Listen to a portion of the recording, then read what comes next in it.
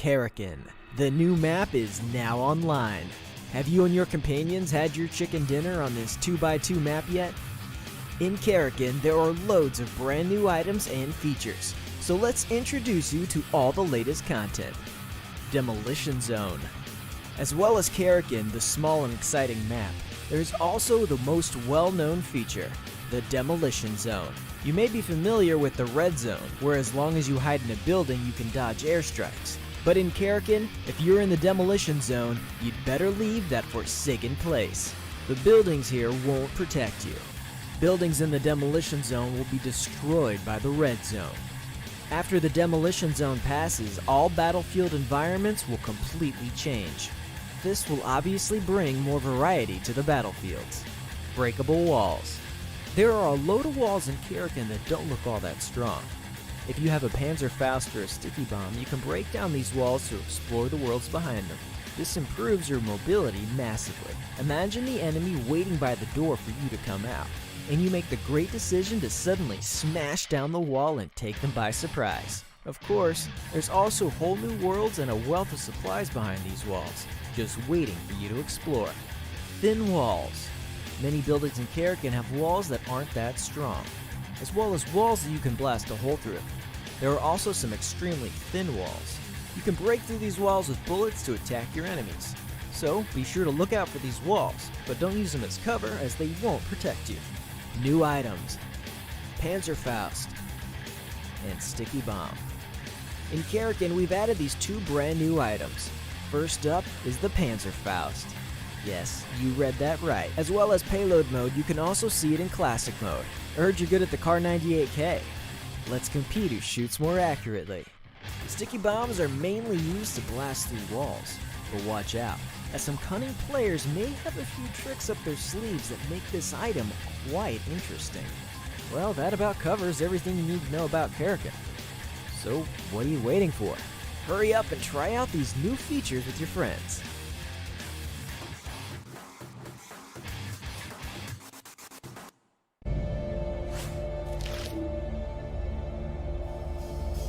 Experience with that training as well, as we have the push finally happening in Watertown. Jimmy losing 2 now. They make them on the side. Discord IDN and make a full knock. That is what you need. They can survive to the end, and you see them stand up. Look for that peak. That they are looking for, but unfortunately they don't seem to be able to find it. And back from the other side, Never looking for 2 kills, finds 2 straight away. It is disaster once again, but the chase continues and the plot thickens, as you do also see. They'll take this win as they move themselves down just to Haku. But what can Haku realistically do? Damage, but he will pull back a little bit just because of the third party and the fourth party fire coming through from the hill. Crass used this time to rotate in. It is also up there to K9 to execute away SFSX, as you can see. Unfortunately not able to do so just now, but looking for the second, but unfortunately gets knocked one. Around the big rocks will still be so hard, and Crass, with that help with the vehicle, will be able to reverse gatekeep multiple teams. Well, Cracks, unfortunately for them, you say you reverse gatekeep multiple teams. Nate can maybe Nate 1, 2, 4, but that will not be the case, I don't think! By just playing it slow, and playing it slow is something they're not. The Luderers seem to be doing, because we're straight into the action. Death God almost looking for 2. You know, will get crashed right now. This is about time, as they lose 1 and they will return a knock, but that doesn't matter after all. Slays out of this game is the way you do it. Nino goes first, but they didn't go together, and so as the result is now the 1v1. Can Barrack find it versus Slays? K9 assault on 2. Getting it down to just the final moments. 1 goes down. He-Man is able, to find possibly the second. Oh no, he doesn't. Crucially, Unfortunately, the solo player up against a 1v4 of K9. Can he find one? Can he find two? Maybe looks for the second. No, the tree not quite quick enough. Happening for the only building inside of zone. It's just crazy right now. It all comes down to these small plays. Utility got a double knock, I believe, and he's trying to finish this by his lonesome. The vehicle, so it doesn't blow up him, and now it's a 3v1.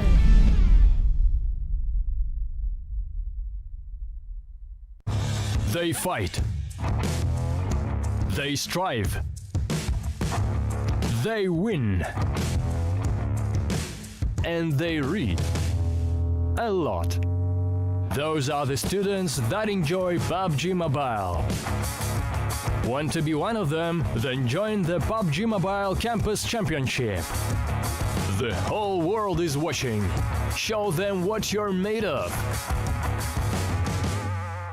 Make your university or college proud by becoming a real hero. Because true heroes take action.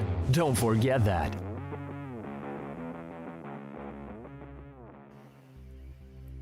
Welcome back, everyone, to now day 2 of Group B of the PUBG Mobile Campus Championship.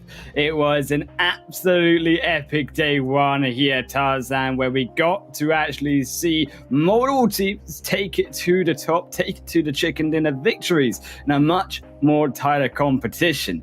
But of course, if you too want to get involved in the competition and get involved in the action, you can enjoy a super fast and lag-free PUBG Mobile on Xiaomi's powerful Redmi Note 10 5G. And it is a good phone, and also it was good games yesterday, Tarzan. And I wanted to hear you. What did you think about those epic standings? Very tight, very tricky, I would say, if they want to take those top 4 spots. I think it's tricky in one particular way, Island Wolf. The strings are there, right? They've demonstrated a lot of strong suits, but the consistency is a bit meh, right? It's like they make some good plays, and some other games, they make something that leaves us really, really puzzled. So, you know what? I think they shall answer our questions via their gameplay today. I think it is going to be only today that matters now for so many of these teams. As we get to look at the standings, we will get to see exactly how these teams fared up in the first stage. You can see Takeover Squad were the ones in pole position by the end of the first 5 games, taking home 81 points, 1 chicken dinner. But they didn't take home the most chicken dinners, because further down you can see IDN with 2 chicken dinners in their pockets, but only 64 points. And it started to look like IDN all day today after first Wrangler Miramar, but it wasn't to be for them. They had 2 bad games, and that is why you see Revolution Student and Darkness above them, Tarzan. Yeah, they've got 1 point in games 3 and 4, right? But they came back and got 10 points, I believe, in that last game. So when we talk about momentum, right, it may be coming back. So it really comes down to whether they can repeat what they've done yesterday with a strong start. But I do believe it will take a little bit more effort, because we assume, right, these teams want to win, and that really means that they should study, they should analyze the VODs and whatnot, and then whoever works harder, I believe, shall be rewarded. I think as well we do have to mention about the bottom of the leaderboard, right? We see Purge, Direction and Rogue Esports as bottom 4 teams who are in the elimination zone, and it's going to be crucial that they pick up those points. As you can see, going to be, of course, 15 points for the chicken dinner, edging their way down just to 1 point and 0 at the bottom, which, of course, just below that, though, the kills. 1 point per kill is going to be crucial for some of these teams to get back into relevance in the standings, because they did not have the best of games, it can be fair to say. Yeah, I mean, I love this point system, actually. Sometimes you don't get blessed by the zone, but the way that you use your position well in capitalizing, control and kills really can bounce you back. And you can see sometimes even the team that won the game didn't really get most points as well. So that is something sort of quite interesting. But of course, it comes down to sometimes not only recognition, but the prize pool that we have with that 5,000 euros split between all these teams. 100 goes to the MVP, but all the way up top, 1,500 euros for that number one seat. Of course, keep in mind as well, the MVP going to get 100 euros for themselves, only themselves. This rest of the team might be a little bit jealous, but we will have to see who that will be in the long-term future, because in the current, it is going to be Erangel, then Miramar, Sanok, Miramar, and Erangel for our 5 matches today. Starting, of course, over in the Green Hills, we will have to see if IDM once again, Tarzan, can take it to the big fat W and see if they can keep up that consistency that they were starting to bring on the table and get themselves back up to the top of that leaderboard. Because keep in mind, IDN, just in the first 2 games alone, yes, they ended up the day with 64 points, but they had 53 points after the first 2 games alone, which is more than can be said from even what we saw in Group A, where 5 threats were the ones with 5 chicken dinners. They did not have that score after 2 games, let me tell you. Well, there's still 5 more games, and so maybe they can do the same, but sometimes when you look across these teams, right, and how they play, it could be down to the knowledge of the parts of the map, right, where the end zone is. And so who knows, right? So that's something that really, really matters in here. And of course, something that also mattered through today, right, is to start establishing, that difference in points when it comes to who's going to be the top 4 going straight into the finals in the week after next weekend, or which other 8 teams just below that from 5th to 12th will get to play the preliminary stage next weekend. And of course, it will be a heartbreak, but the bottom floor may just have to go home. But you know what? Sometimes they're 1 or 2 big games, not just 1 big game away from preventing themselves from being eliminated. And what I like as well is that it wasn't just the sake of IDN in the first 2 games and then running away with the points. We actually saw a very consistent series of games from a lot of those teams at the top, right? We do have to keep in mind that the likes of Take Cover took a game, the likes of Revolution Students took a game, so we don't count these teams out. And I think the one thing that we did have to look at was actually how consistent these teams are in the later stage point of these matches, because it was something that puzzles me a little bit about teams coming together as a team, making those final pushes, staying together as a squad, because that is something I want to see these squads be able to improve on going into a wrangle. Absorbing pressure, right, Highland Wolf? We saw Revolution Student 3 second places finishes. And some of them, they had the numbers advantage as well. So when we talk about like that aspect of skill as a player, that's something that was so key as we have match 6 on its way and we are ready to go. Game 6, match 6, Erangel, with a pretty horizontal playing path that dissect kind of off south of the map, dissecting the school and Rosok area all the way to the hospital.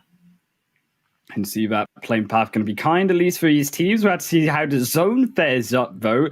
And unfortunately, my favourite love of Erangel not going to be here. Can't marry up over to Savnovka military base with that playing path, because these teams surely will instead go elsewhere. And I think we do have to keep in mind about the side of not only Asnai Polyana being the congestion point of multiple teams, but also around Georgiapol was where we saw a lot of congestion, particularly in that final match, right, where we saw multiple teams getting stuck between that western zone. Yeah, and also the game 1 from yesterday, right? We've got a very southern playing path, and a lot of teams actually went for these spots to this western side. And I wonder, right, whether that is actually their favorite drop spot, or it's just something that's in their back pockets, right? A plans B or C.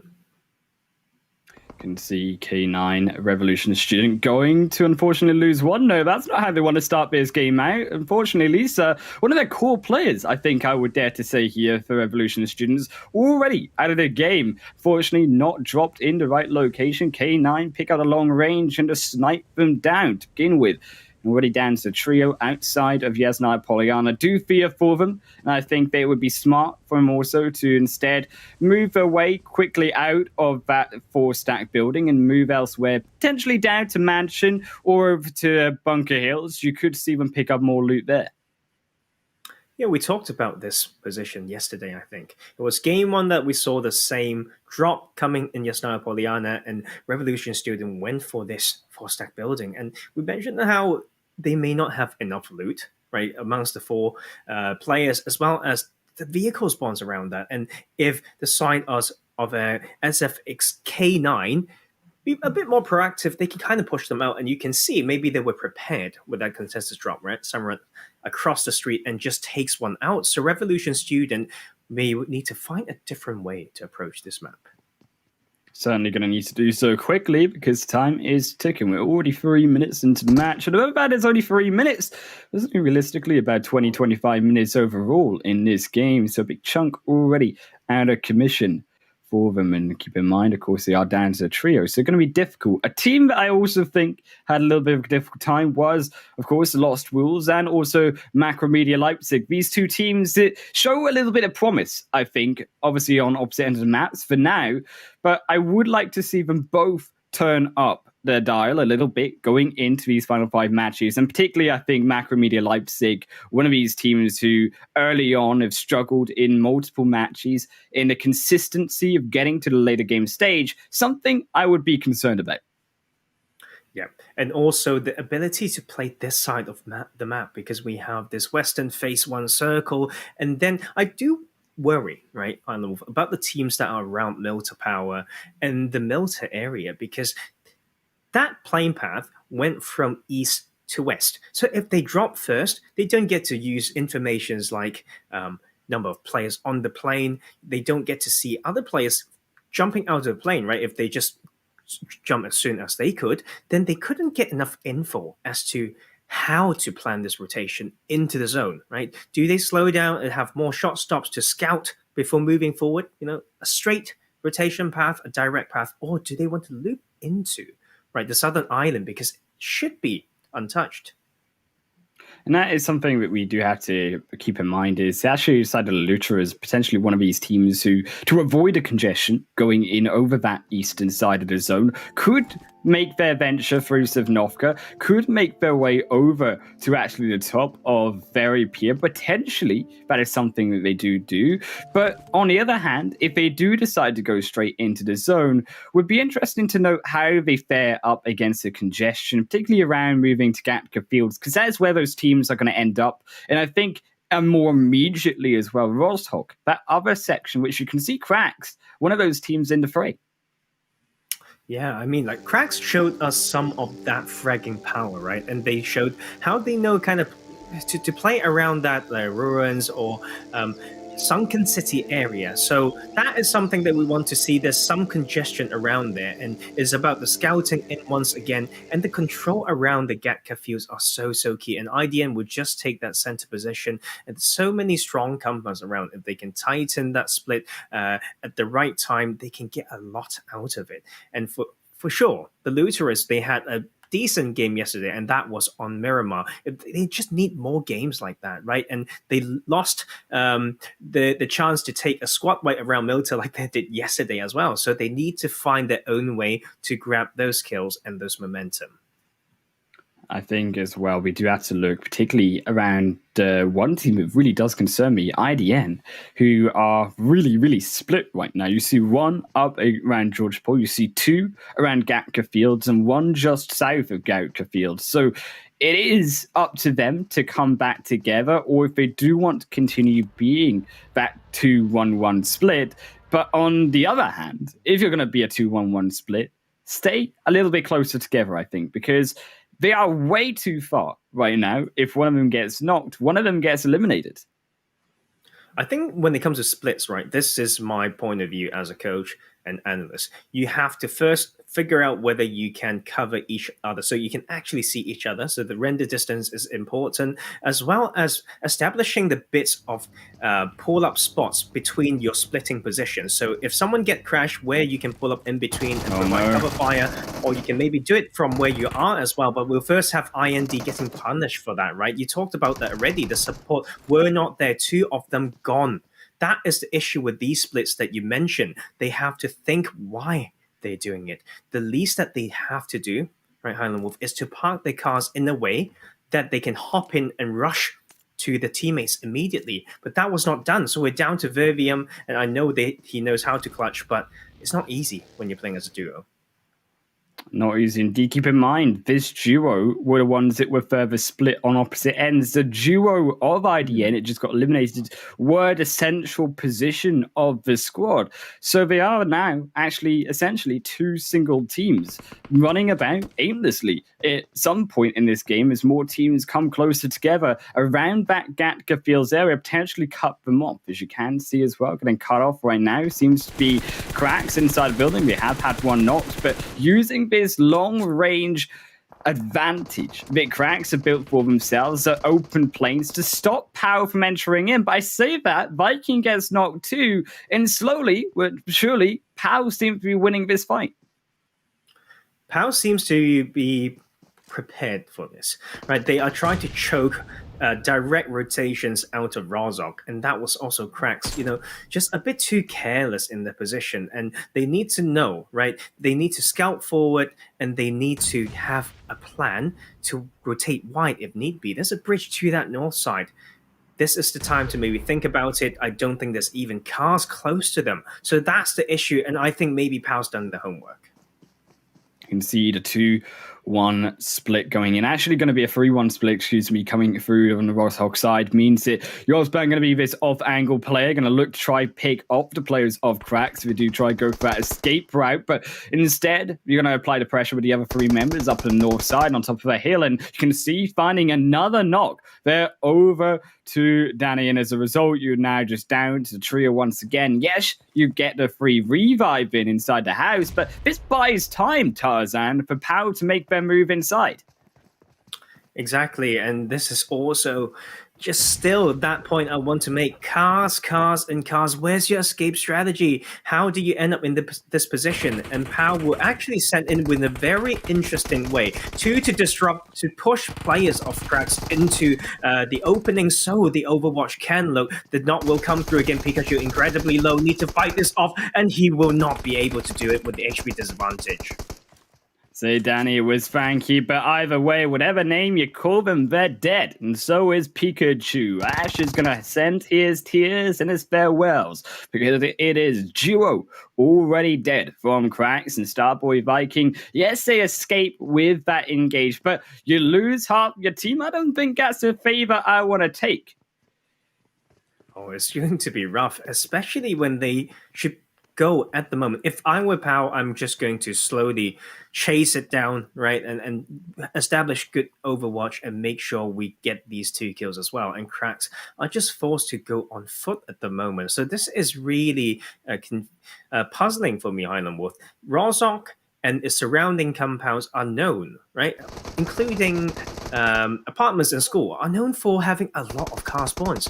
Why are they running around on foot? I feel like they're ignoring that important piece of resource in that early game. And we can also see, unfortunately, there the Looter is getting caught up on their rotation in. We did fear that they might get caught by teams. Well, hello, say Original Gangsters, who were initially behind them, but they seem to have moved inside the zone to the south side. Unfortunately, for them, Hustler seems to have taken a little bit of a dive into the ocean. Wants to go for a swim, perhaps, as he gets stuck on the end of the cliffside. Not exactly how they want to go about this. Instead, they will have to, unfortunately, go for that long rotation, but that's a feels bad, no. Man. Say goodbye, Andy, for the win, for the taking the L. Here is Hustler's only going to have to take his loot box and move away back to the rest of his team. F in the chat for Andy. How do you get knocked from a fall and then get finished at the same time? And I mean, thank you so much for this, because that is just that feels that bad, goes man. into the in a replay as well. And they're there to set up a trap, right? And so Whose trap is that? Oh man, don't expect that to happen in this level of games, Andy. What are you doing? You need to make sure you're paying attention to your screen. Maybe his cat or his dog jumped on his phone or his tablet that he was trying to play on, you know. Might have been the excuse. That's what we'll put it down as, okay, Tarzan? Yep. I mean, it's also about, you know what, let's just hold that thought for a while, because Ramirez doing something really interesting. Two of his teammates drove past, but then he just stopped trying to face a full team in the compound, but will get the double knock. So that is just crazy for me. K9 might be slipping in this compound defense. Fortunately for K9, they do, though, have Captain on the backside, which means Captain still the top flanking member, means they can still stay up. They can look to try to take one, but no, Captain gets knocked straight away, gets flushed out of the game straight away, and that means we're down just a trio, as Rog seems to be doing interesting 1v1 entrance. Not what I would recommend, as Vlad on the outside means they're just going to lose here. Vegas now knocked down too, looking for the final member. Vlad in the 1v1 situation, but he's already down to the low HP. Has to reset. It's also the final member of K9 moves out. I would actually use this time right now with that extra damage you have got to revive, as you can see, one of those members of K9. And that is a series of weird events. Mistakes after mistakes from both teams. One is about when to stop, etc. And then we have a third party as well at the moment. But yeah, so many weird mistakes. Like the pacing and the synchronization between push from the duos, etc. are just not there. And when you're holding a compound with the purpose to gatekeep or choke rotations, how do you get double knocked as a start? So that's a series of events that I want to go back, slow down, and think about. But this fight is not done yet, but there is an HP advantage over at Rock, and we also have that third party still from that north side from the Lone Wolves.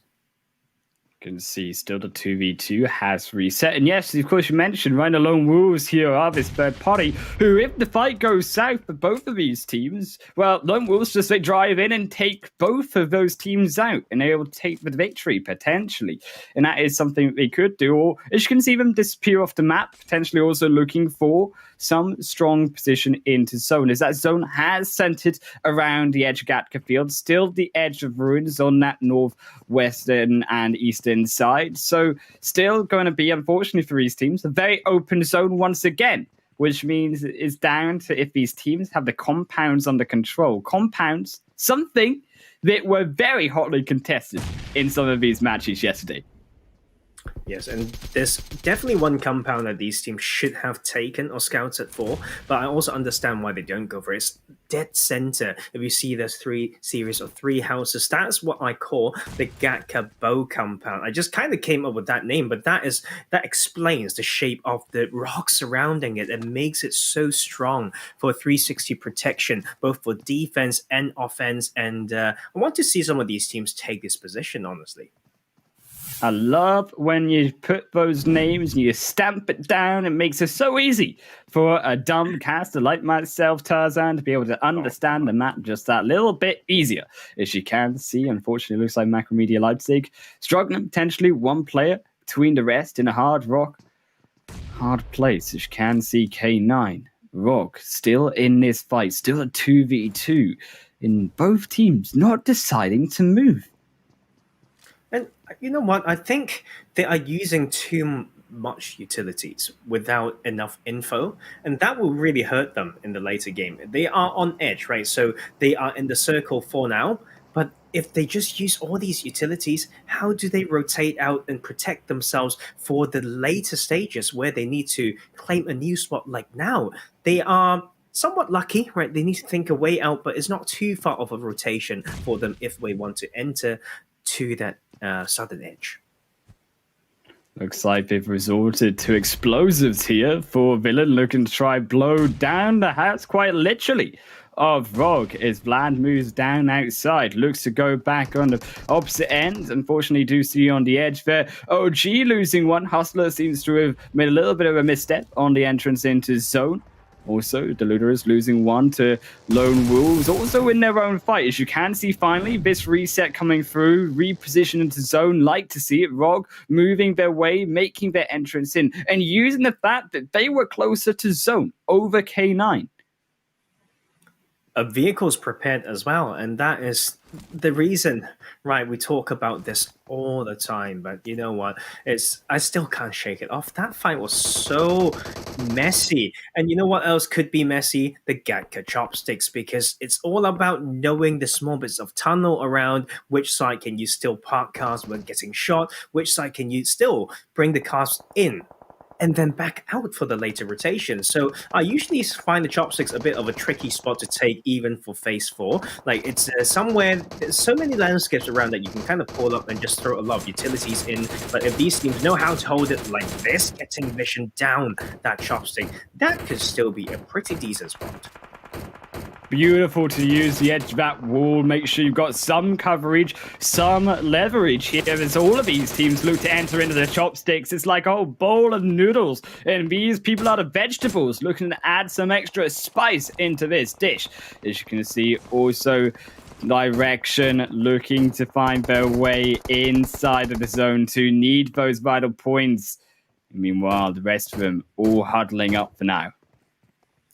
You know what? I think this type of choose of position that favors, and rely on the sense of security in the chopsticks so early on, especially on the southern edge, shows inexperience and lack of map knowledge, because there are literally so many small dips. There's so many hay bales and whatnot still for them. If they take that spot now, how do they get out? Like, how do they find a next spot? But maybe they don't have the map knowledge to find another spot that makes them feel safe. Then they just funnel themselves into this very edge position, and they are just losing vehicles, sending it in like it's the last zone. It's not what you want to do, Highland Wolf.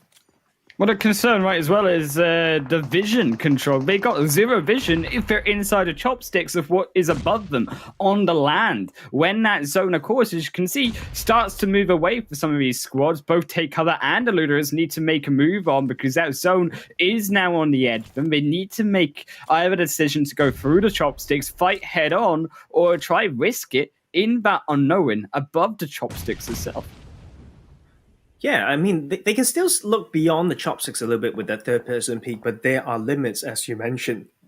And when it comes to chopsticks rotating out, there's only a few spots they can easily get your vehicles back out. So those spots are claimed already, right? So I think Take Cover won't be in a good spot at the moment. And this is already really, really good news for these teams, right? And they don't get punished for what I mentioned as much. But you know what? I'm a bad person. I'm terrible. I want a hardship away from them to make them learn this lesson of taking the chopsticks maybe too early. But now they can at least get this chance to come in if they know how to escape and pace their rotations. The Looter is just down to the duo. Unless that grenade flies in once more, blows them sky high. Take Cover seem to have taken cover from the precipice just now of taking more teams out. Also, Direction you can see on the edge. Direction, this is the opportunity for this squad, right? To be able to do something against these squads. They have the advantageous position over a few of them, but they don't seem to be hungry enough to take those kills. And Darkness is now look at coming that. in. And that is something that you should probably be prepared for from both sides. And that is Darkness. It's going to be a trait 1-for-1, and that will be the jump shot coming through as well. You can see Darkness obliterated through, but can they survive the aftermath? Those grenades are flying down, but they're falling short. Is K9 also alongside Rog? Both of these teams are alive, but do need to make it outside of those compounds. The zone has continued to move up towards that northern side. And that is really the difference in the map knowledge between Darkness. When they took out Red, it's because Red just clumped over there. But Darkness sent 3 and used one of these possible covers from Haybell as the Overwatch and did severe damage and just get that squad wiped so quickly. And that's something that we need to see. These are the things, indicators of the level of gameplay. And we'll continue to see how these teams hold this. Lone Wolf still in that northern part of the western chopstick and relying on that 360 cover at the moment. Relying on not taking the fight I add here is keep in mind we did mention how open and flat this zone is. Look at that terrain, Tarzan. There is absolutely no hills, barely any dips. It's only going to be hay bales and a few trees to cover these teams unless they want to go for the slow snake strategy in towards the center.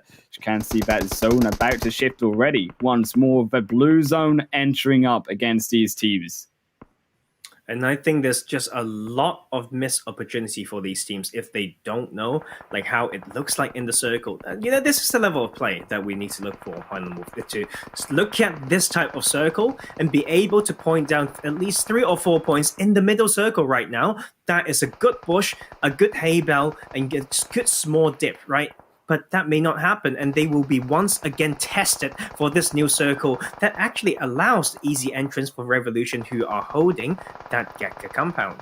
But they're the only team that have the entrance, because all the other teams, well, they're on the eastern side, and they're going to have to get their fast boots on and make that dash in towards the zone. You can see Darkness just spraying through pretty mindlessly, might I add, through that zone, but it is a worthwhile attempt to make sure that no one is there, though maybe save that noise, save that ability to be quiet and stealthy in that entrance towards the zone. But I say that Darkness, Farrokh, they found one, they're looking for the second of direction, but had to dip back under, as they do come under fire.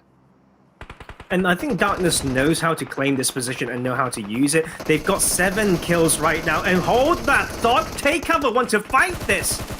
Take cover? Well, they just dived straight into the Lone Wolves' den and they got obliterated by the Lone Wolves as Killer and Co make their way through with an extra juicy 3 kills. It doesn't get much freer than that, might I add, Tarzan. As you can also see, Nexus edge their way over towards Darkness, but the zone going to help to do that work. Eliminate also direction out of this match. 8 teams remaining.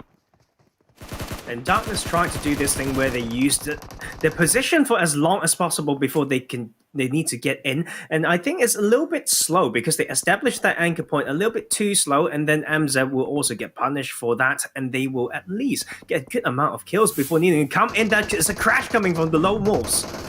You can see Darkness make their entrance in, make their stamp, but can the Lone Wolves take another squad? Yes, they can, and they will do so strong as they keep 2 more players alive, make the revive onto the third, and, well, they are picking up these points that they needed to, as one of these bottom 4 teams making their stamp in this game indeed. Still, those 6 teams alive, and that zone continuing to misbehave for these squads. And it's going to be very, very tricky and limited amount of cover as well. All these bushes will become so important. So I think we mentioned this before in some other casts as well, Highland Wolf. Knowing how to crawl in, to find a good path of crawling in, is one very, very vital skill in this game. For this type of finishes, and when backpack management or whatnot, to take away their backpack but still have enough stuff for you to carry yourself to that end game, is just so important. See, I love that name, Nate, with the grenade backpack. That is class, if anything, moving into the end of this game. But it'll be up to his nade management, and his nade control to see if he can find any juicy targets moving their way into that zone. As Phase 6 has tightened its grip once again, and all of these players outside of the play area. Takes a lot of good crawling in, controlling a particular segment, using cars as barriers, soft covers and whatnot, and all those things very, very key in here. And we will need to see who knows how to crawl better. And speaking of that backpack as well, Highland Wolf, because I understand some Chinese, and literally means turtle, right? There's a word and character on that back of that backpack, and it literally means turtle. And I just absolutely love it. That is exactly how you get that 10 out of 10 from Tarzan in the style point sector. As it will be power official still, the solo player, still 6 teams alive. And although we see the knock 1 for Lone Wolves, well, we know they were a trio, and they are getting a little bit close to IDN. And the question of, does one player decide to stand up? Well, you don't even need to stand up, because Magnamoka, he has found a final member, and no wolves have been sentenced to death, as it will be just 5 teams left.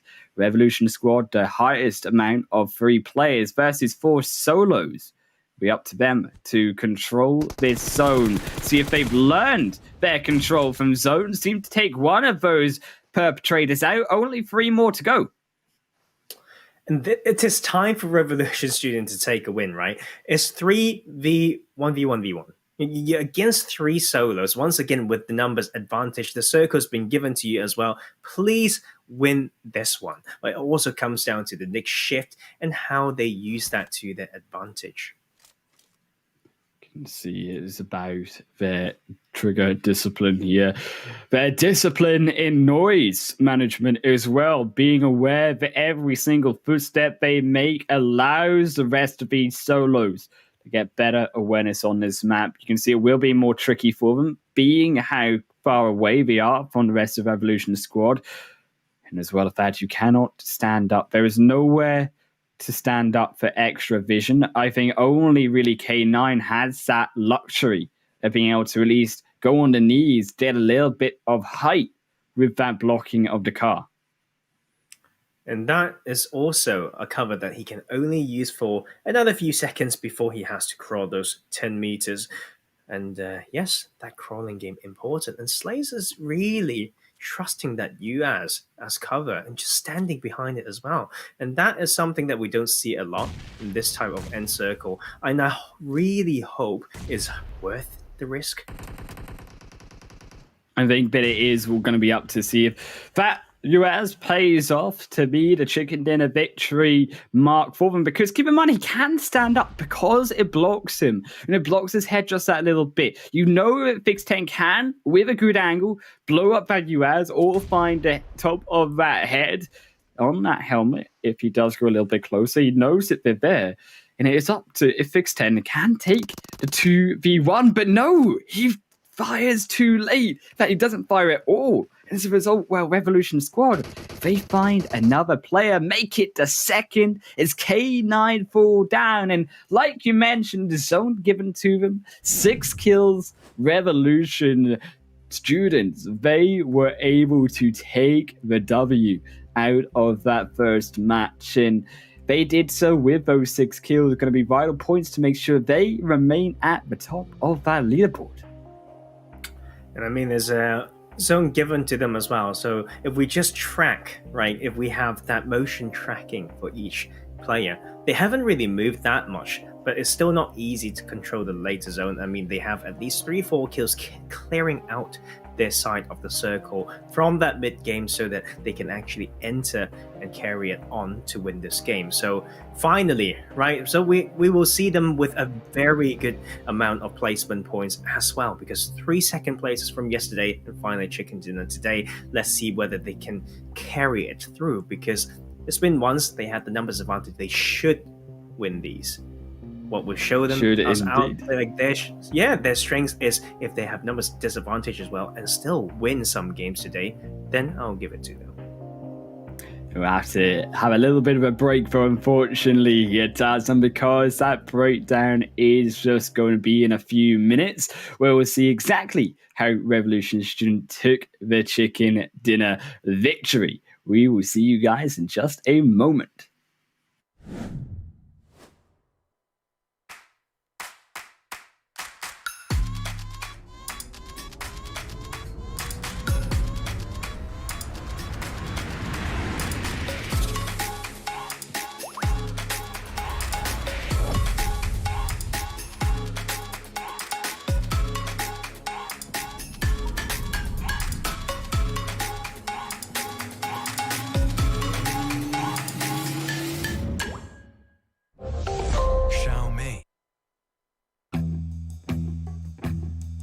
Yeah. Ready? Strap up. Yeah. It's ready for what I'm pitching. Nothing but heaters is in the pick. I'm off from a distance like. About to get the drop on. Roll up with the squad on.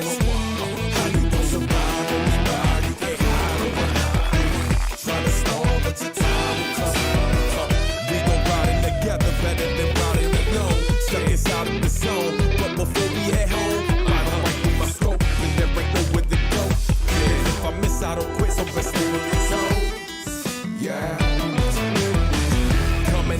like I got nothing to lose. Clearly I might be missing a couple screws. Call me the handyman cause I'm known for carrying tools. Ain't a problem that I can't fix, please don't get it confused. 6 million ways to try, which would you choose? Many hope to stop our team, but we refuse. Act like you want it, bet y'all get it. Winner, chicken dinner is about to get barbaric. Can't call me, so I embrace pain and walk it on. Meanwhile, these cowards are praying, we call it all, never not at all. In it to win it, we'll keep trying. While the zone's closing in and we're watching the sounds flying. No loud sirens coming to save you, you better force it. Artists with the shotty, I paint a picture that's haunted. Pretty ugly, missing money, but they nearly struck me too.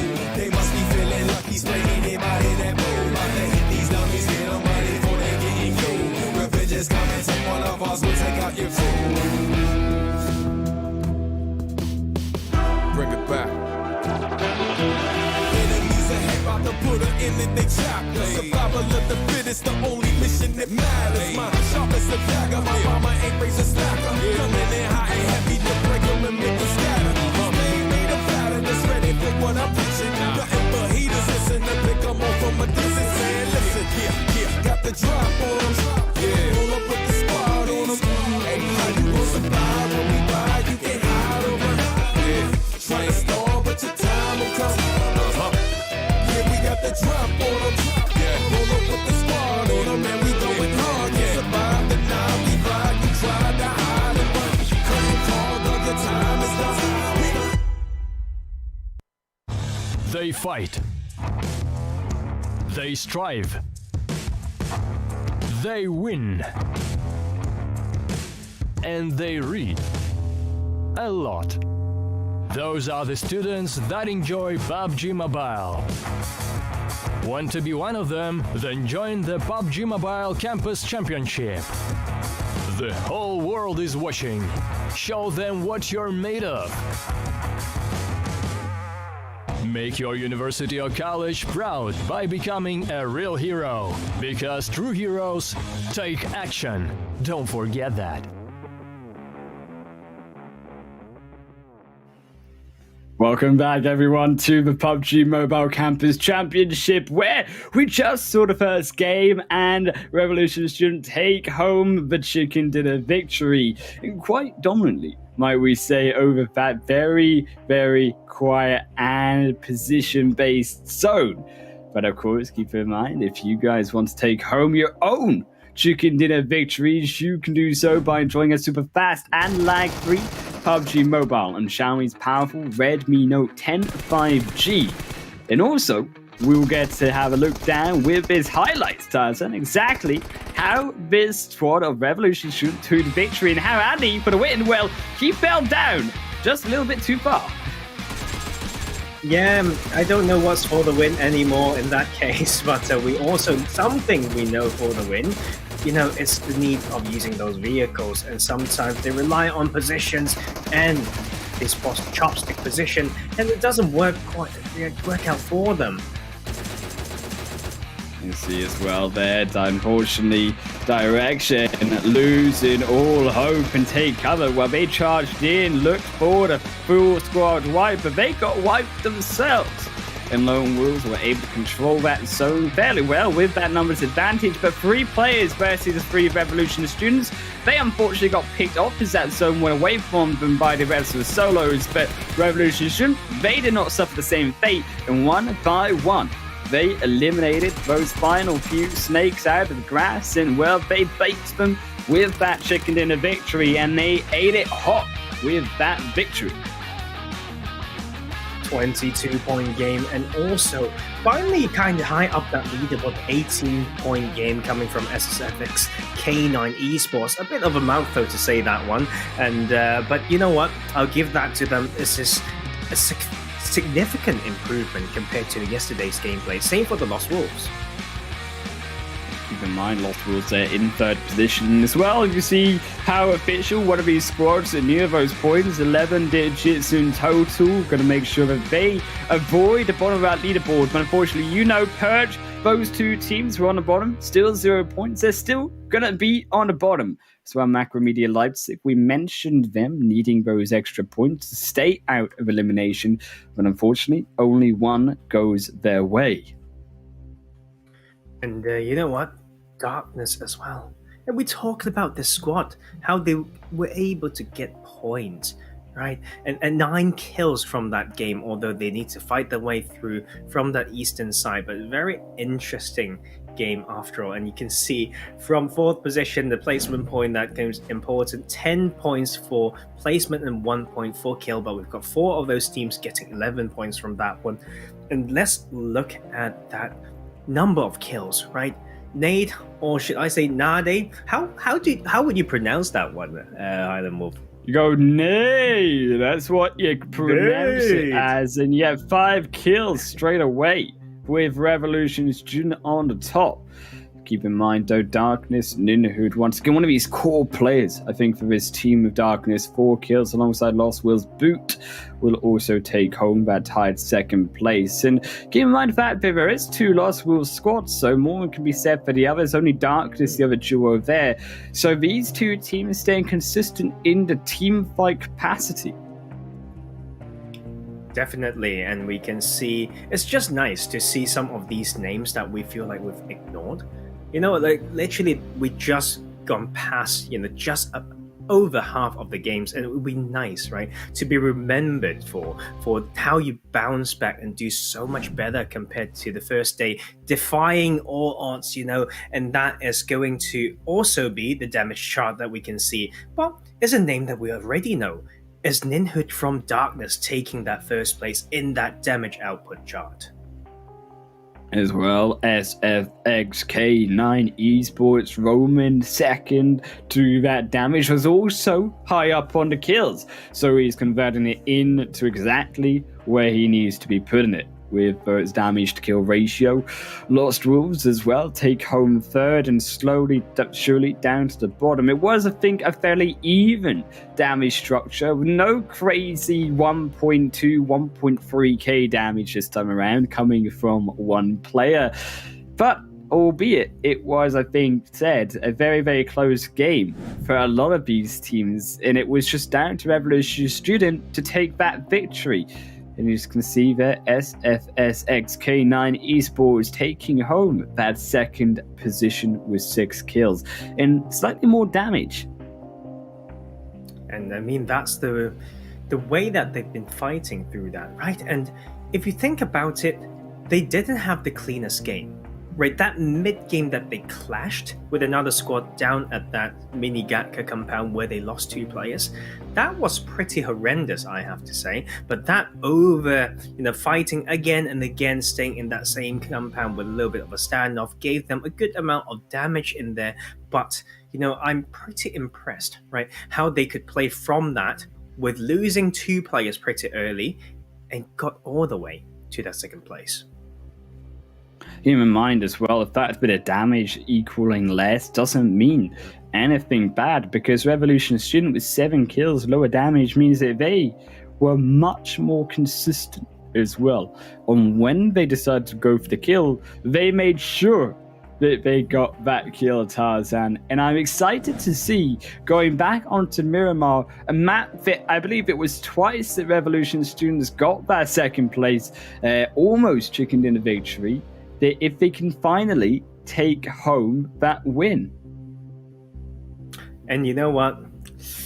I think they may not at the moment, because just based on how they control the positions, I think they were given more chance to increase the amount of control around Gatka. Right, they moved in kind of together. There's no really obvious, formation in that game per se to say, hey, we'll get one for that anchor point or whatnot. They kind of clumped, and they kind of just say, hey, we are good for now, and they just rely on that. But you know what? I'm waiting to be proved wrong. Maybe it's their own analysis of that landscape, the way that they play that type of map and position, because we did see some decent things on Sandok yesterday before they actually choked with that numbers advantage. So,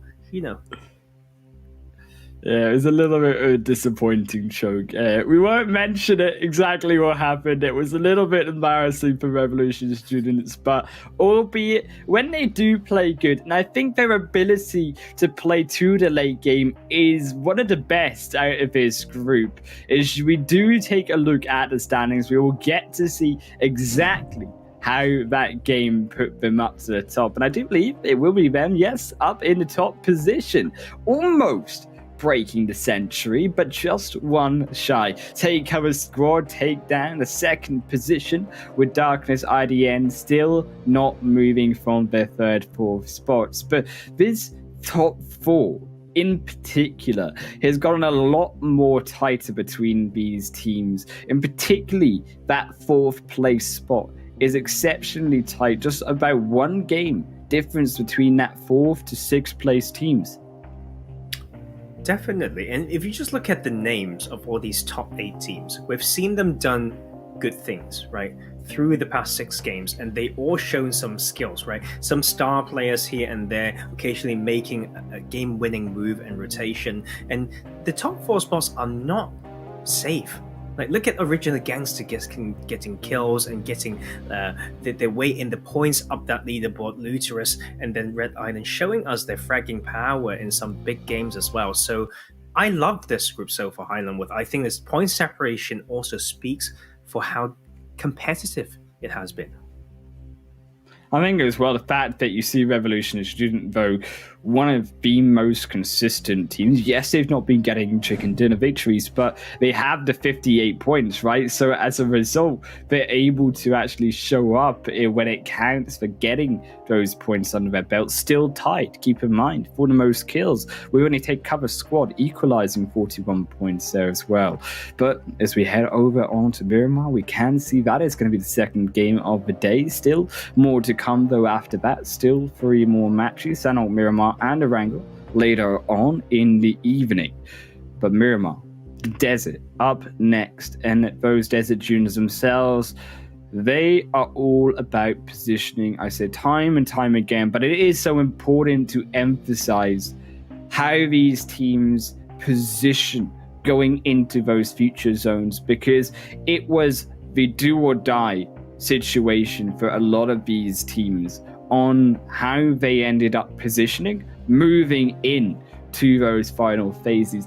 For example, if we take through to the second game yesterday on Miramar, where Revolution Squad took over that hill overlooking the east of how we ended up passed on, well, for example, one squad could have challenged that, the Luderers, if they had decided, well, we don't have the high ground, but we can take it, we've got a numbers advantage, we see that potentially they could be split, but they didn't go for that full send. They went in just 1, 2 at a time, and they didn't make that count.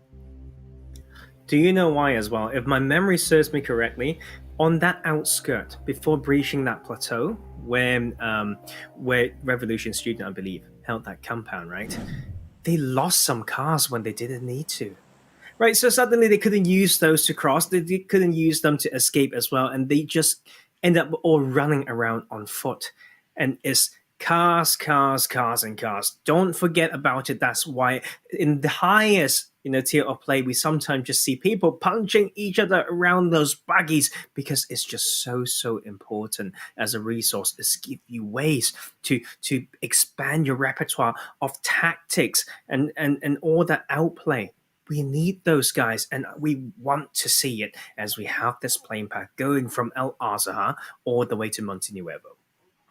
You say cars, it's almost like we should make a movie out of cars here. There's so many of them. Definitely. As you can see through the rest of these teams, once again making their move to the top right top right of the screen. If I can get my left and my rights here correct, it will be those same 4 squads. One of them, of course, that chicken dinner winner, Revolution Students, up against actually what will be Macromedia Leipzig, Direction, the Luderers, and also that 5th, POW official. So that congestion once again going to take place. And my concern once again is, well, where's the zone going to go? Because for me, I really would love to see that south, east, western side zone, because unfortunately, these teams get a little bit scot-free this game for the second time running, whereas they might have had a much harder path into the play area.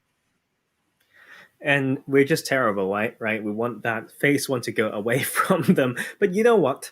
Like, I still feel like it's a bit crazy for a team like Direction, who really needs those points. They're now at 13th and 14th place. To go over a side that they know there are a few good squads, right? They watched it yesterday. We have 2 games yesterday, and we saw how much these teams favor their side. Even not the Luchers, who's shown some fragging power, or Revolution Student, who's leading the board. Then you should be a little bit more concerned and reserved as to dropping around the same area. But one thing for sure that's in their favor is that the phase one circle do include wherever they land right now, and some cruise devout action right now. And then POW will need to first face off the side of the Luchers, and they need to find a way in because there is pretty northern drop, I should say, and they need to rotate south later on. It's up here as well to Macromedia Leipzig to make something happen as well. Tam holding that pan up high, but that pan has some valuable information to it, because keep in mind, we don't forget that the pan shuffle makes yourself a little bit quieter, whereas if you weren't holding that pan, Tarzan, you would actually be a little bit more noisy. In Macromedia Leipzig, that might just be the quietness that you need to avoid getting spotted. And that was just so smart. You know what? People think it's dumb, right? But you need to see what people are trying to do. Highland Wolf is spot on. When you walk, right, crouch with a pan, your footsteps essentially gets taken down so much. But because he was peeking and leaning as well, that prevent his character to immediately go into sprinting. So that allows him to reposition without giving away that audio cue. That was one of the most heads up and controlled, as well as patient play coming from Tam, using that pan to first lean, to make it hard for the character to sprint, so he wouldn't make that mistake of giving away that footstep. Then he just wait, and the patience will be rewarded. You got that kill as his just reward, and that'll be Macromedia Leipzig already down a player. Not going to be a great start for them, but at least they can still control direction here, as that zone has gone in that favor. As you can see, continuing over to that northeastern side. And I do wonder as well how 2 of our most dominant teams here, Take Cover and IDN, will both make it through into the zone, because if these teams stay around on that western edge, it could be a little bit tricky, because both of those main roads in, controlled by the north of K9, and on the south, Original Gangsters control those entrances in. And I think for these teams that on this western edge need to think about their actual style, right? They need to think about the playing path and think, do we use the power grid area, to gatekeep, control further, or do we just pull away from this straight up and earlier? Because otherwise, when it gets more and more congested around the middle zone, around Hacienda del Patron, or the graveyard main roads, all those intersections, then they may just get punished for that later rotation. And we can see K9SF made that call and will decide to go for a more center position instead. Still be interested to see how around Cruz de Val, as we just saw their power official versus the Luterans, will end up. And I also keep in mind what K9 were beginning to do, and I think it was a shame that they didn't stick to that plan, was stay around the San Martin side and gather some a little bit more information about where those extent, with the vision you get, Lost Wolves would be going, and you would have been able to spot potentially the Lost Wolves are moving up north, so it's one less team moving in towards the center, and they might have actually been able to spot on top of that Cracks, who are in that compound that K9 look to go to and contest. And I think it's also about, right, knowing where the playing path goes and where the circle is. It actually makes that these teams harder to predict each other's position, because it kind of complements the first portion of that playing path. So they need to also now rely on the knowledge and the likelihood of teams going to the drop spots as per yesterday's. And if they can use that, then they can maybe find, a pockets of position that they can claim quicker, as I see quite a multiple of them, right? Like these big rocks on those hills to the north of Minas Generalis would be a very good one. Some surrounding landscape with 360 protection and the high ground advantage close to El Asahar. All those are untouched at the moment. But before all of that, just close to Campo Militar and Tierra Bronca, we have Directions testing their luck against Macromedia Leipzig. And Macromedia Leipzig will first lose flow, and then maybe Jovi will get some good shots with the Winchester. That's something that I would love to see. I think to go back to your point as well, as we do see Tam overlooking as well Macromedia Leipzig, is even those hills over the eastern coastline, another point that could be controlled is free for a lot of these squads to take. And I think judging and predicting if that zone continues to go further east, thing that maybe these squads to take into account. As you can see, Macromedia Leipzig going for that retreat, looking to try disengage slowly. But unfortunately, they have been knocked. One has been taken down. That will slow them down just enough now for the rest of Direction to move their happy selves in. But unfortunately, their battle goes down, almost finds Paul, but there's no follow-up. So there's not going to be a knock in return. Rattle as well is going to be firsted out of the game. And instead, though, because of that aggression, because they were too hasty on that kill, Nexus, along with Tam, finishes off the squad. I think it's still a little bit scrappy. I think it's good to show some aggression because they definitely need that and those points. You see, like they had 13 points after 5 games yesterday, and they just got a squad wipe. So it's a good start for Direction. But Ratto definitely made some mistake and died for it. Challenging shots in the open with no covers, giving the chance of someone who can basically third-person peek, quick peeks and shoot you down without getting punished too much. But after all, they will get the job done. And now we are still on this northern side, right? The Luterans need to still face up the South Power official in Cruz del Val. Right, it's about not just aggression, it's about over-aggression is what Macromedia Leipzig need to be able to work upon, be able to be a little bit more patient in this game. And patience is something with experience and with time can be learned.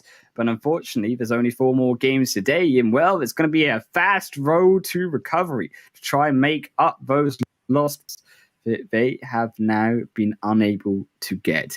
Keep in mind, still between the Luderers and POW official, they have got close together. You can see that the Luderers, they do have, I would say, a slightly more comfortable split here because they have the high ground hill there, though it's a little bit of a baby hill, and they have the 4 walls of that building, whereas POW official, they are extremely split, I would say, around this building and around this compound, which makes it a little bit tricky to come together as a team and contest the Luderers in the center. I mean, Luterus is clumped right now. That's one thing for sure. So when you form a pinch formation like the side of Power Official, they need to know like what you can actually get from these splits. So they need to understand the city really well. I know there's a church, right, on that southeast side, but that has not been taken at the moment, but also too far to come into support on foot, right? So need to see how they play this out. They at least can rely on the circle to once again include Cruz del Val for now. So let's see how they play it. Look at that beautiful spot overlooking the center around those junkyard hills. I would love to see a team, potentially even K9, take advantage of that and stop as well and potentially wide rotations, the likes of Darkness, the likes of Original Gangsters moving in from that south side, looking for some space in towards the center. Keep in mind, because it is towards the center, but that's a worry about outside of a hard zone anytime soon because of that. And they will also, on top, for the 3rd point, dodge out all of that congestion over on the western side of the zone. And you know what? I will continue to be that terrible caster to want to test players' limits, but we will first see the Luterans losing that patience. They want to take out this solo first, and they will actually be able to do it. Now need to see whether they have that split for a reason, and the cover fire is in fact there for POW official, but they will need to make a move as well. The distance to cover is quite far. Jabba may have a side angle. Joshban will need to come in to finish what he started, but need to zigzag in from the open as well. You can see Jabba looking for that grenade in. And this is the time when if you come together as 3 members, you can force that split to break up a little bit of the Ludicrous. You can find these picks. As you can see, Switch has now been knocked. So Power Official, they found a second knock. They're down just to the duo. Can Jabba be returned back in towards the Ludicrous? No, Almighty does not get it just now. Jabba finally taken down by Axeman. They're looking to get their third one back through, but Josbin as well closing that gap, looking to try and stop the Ludicrous from their recovery. Jabba gonna give away vision, and you can see Axeman has been spotted. A second one goes down, just down to the solo. Axeman, the sole player alive, but can he take down Pow Official as he moves up to the second floor? And he too watches as the rest of his team dies around him. And I think that's such a good attempt from Power Official. So that split eventually worked out for them, especially when they try to move in together, in a more synchronized manner. And there's small bits of desync when one side's try to move that will lead to your enemies moving in a particular pattern, and then your teammates to come in from the other side to cover that angle and to make the most out of it. But nonetheless, that is a very decent effort actually, and we love to see it because POW really needs these points. Now they should just finish that heal up and just get this done already. They know they've got 3 kills, 3v1. Just take it. And they will just slowly move up to this. They will first start with the flash, and they will beautifully execute it. What a beautiful fight by them. It's not perfect, but it's such a great attempt from them. I like what you said as well, 2 players up those stairs in case, for example, that pre-fire came out even with the flashbang, that maybe one gets knocked, it could have gone south. So doubling up with 2 players means it's much more unlikely that both of you, or as a full squad, you get picked apart. As the rest of these teams move further in, you can see one of them taking over that strong spot that I did mention, Darkness, and that will be their safety net here because, as we said, close to the center means that for the second time now as this zone shifts, they will be safe because that zone still keeps those hills in play.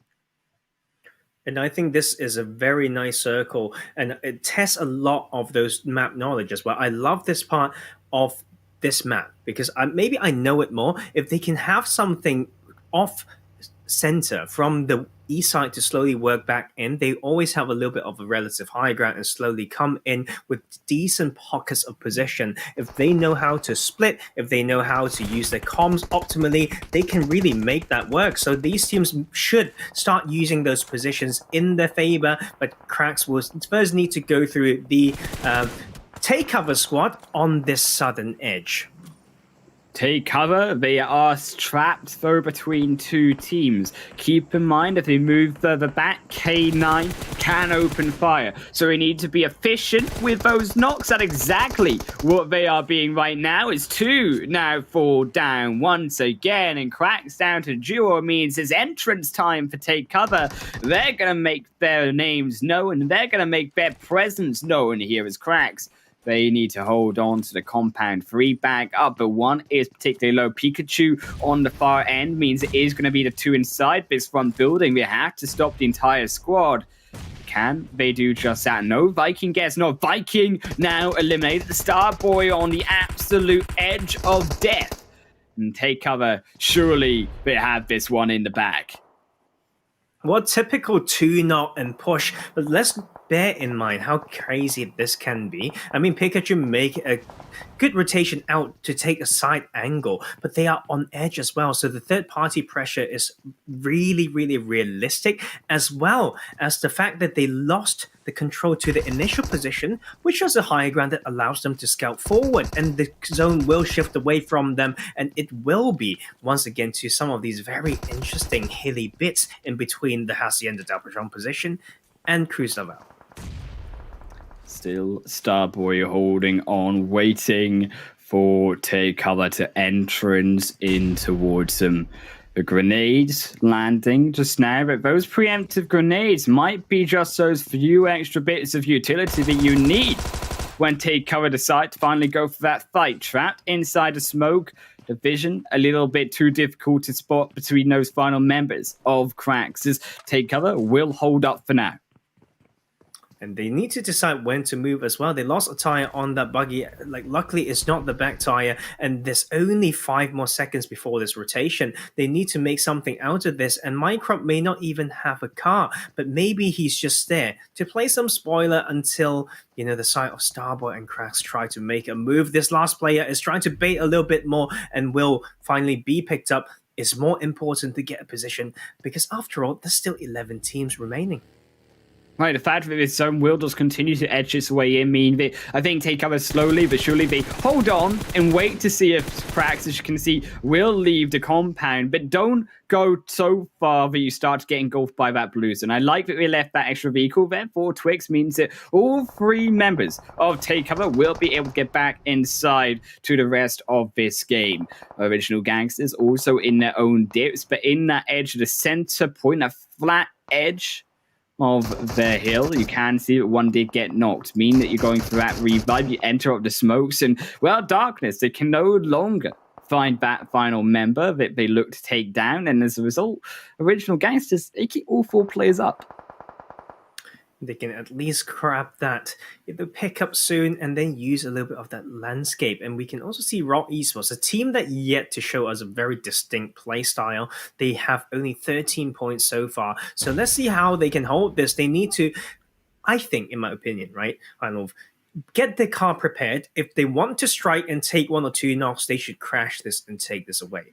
Because what it means by their current position is that it's very likely for them to need to rotate away. So, like, not knowing when to shoot will be devastating for them in this late game.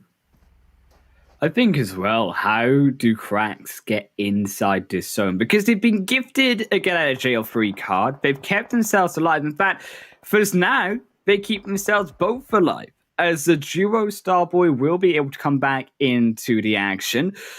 But where do they move from here? Because going into that zone, it is slightly further down. It goes into the more open space of the south end. And I do fear that Cracks get caught out if they don't actually, well, what needs to be happening is using that vehicle to make sure that they have that extra ridge line. But then the importance comes of, can you keep that vehicle in play to maneuver about this zone? Absolute spot on. And that is why we just started this game, the cast of this game, with cars. And we can see K9SF now can maybe take even more points in this game. They got 2 kills earlier, then a full squad wipe around the north. Those big rocks that I mentioned, right, to the north of Minas Generalis, they just completely wiped out Red Island. Another team that will try to contest those top 4 spots, and K9 continue to exert their dominance. Now, this is the test. They need to push in. They don't have a spot right now, and they need to thread this needle. K9 on the edge, being engulfed, but can they keep their dreams alive? Inside that zone, they seem to be doing so. They knocked down one of the side of Red Island, but can they find a second? As it will be a take cover, will lose their lives. Surely now that the second has fallen, is all in the meanwhile inside that zone. Direction staying inside that 4 Wolves protection. And this is just really tricky, and that is why sometimes you need to have that transition into taking, you know, a more center position when you can. If you just keep edging, like you lose cars and players one by one, your utilities and your resources go down as well. You can see K9 been trying to loop on the outside for a very long time, and I think that would be my advice to this team. You've shown your play style, you've shown your ability to take fights. How about setting that area to fight in a center position that you can control even better? And they will just slowly lose their ground in this game 7 for this group. I like that Rogue, even though they've not got vehicles, stay together, because it means they can make these sort of moves where they go up against the direction. They find that initial knock with the manpower, and they do seem to get at least one on the edge of that wall. And if they can get themselves back as a duo, if that molly doesn't land on target, if direction do make that mistake, but no, they will be able to burn them up. It makes them move just that little bit more. Another grenade flies down. Will it find its target? No, it will not. And Rogue, they keep themselves alive, but now direction, they're hustling in, they're looking at that 2-man on both directions. The first knock, not even gonna happen. is it will be Direction to take their 8th kill of the game. And this is a team that have struggled here, Tarzan, and they are certainly not struggling at all in this game when it comes to those kill points, when it comes to their position inside this zone. They're playing very confidently. It's a complete, different type of demonstration compared to yesterday, and we can see Micro a little bit different compared to yesterday as well, because this team, we expect more from them, and they just went out at 8th position. Take Cover will struggle in this, and POW officials survived all of that, had that wipe, and will be rewarded with a circle. Now this is the test. We have 21 players all trying to enter to that position. How can POW hold this down? Can Direction carry over that momentum that they had as well from this game? What I think Darkness need to do as well is you send one player up into the zone, try to find a little bit of scouting. You've got 3 players up, keep the other 2 there to try, as you can see, knock down original gangsters, keep them inside that building, as that zone will engulf them in just 10 seconds. But unfortunately for all of these teams, you can see the Lost Wolves, they're looking to cut them off on their rotation in, and Nino already taken down, but it will be the 1-for-1 return as Tornado will take down Boot. And now down to just a duo for the both of them. It's so hard right now, but if POW can have a good split around that hilltop and control every direction, this will be a massive game for them. But you can see multiple teams trying to come in this way, and POW couldn't control all the sides, and that is also Lone Wolf trying to take revenge onto Darkness. But Tornado will have those level 3 gear, 1 first aid only, but he will be using that soft cover as cover at the moment. Interesting, you keep one player back, you're looking for that pincer formation, but on the edge of zone, with only Tornado inside, do you actually go for this, or do you just look to survive? Do you just try to hope that you can make it to the better position? And unfortunately, not going to look like that will be the case for Direction, as much as we praised them, just down to Nexus, and they are going to have to look for a miracle in this game to keep themselves up. His Revolution students, at full strength, them are up in their faces. And I think this is a well-controlled progressive rotation from Lone Wolves, right? They sent a scout, and they know it's not easy to take that spot. So without slowly, progressively moving up from the southeast side with those smokes, and Amz's last one standing is not going to be easy, but the smokes have been there before he needs to move in. So those are heads-up play. We've seen the strength from this squad, from this solo pace, and Tornado is still in there for the squad.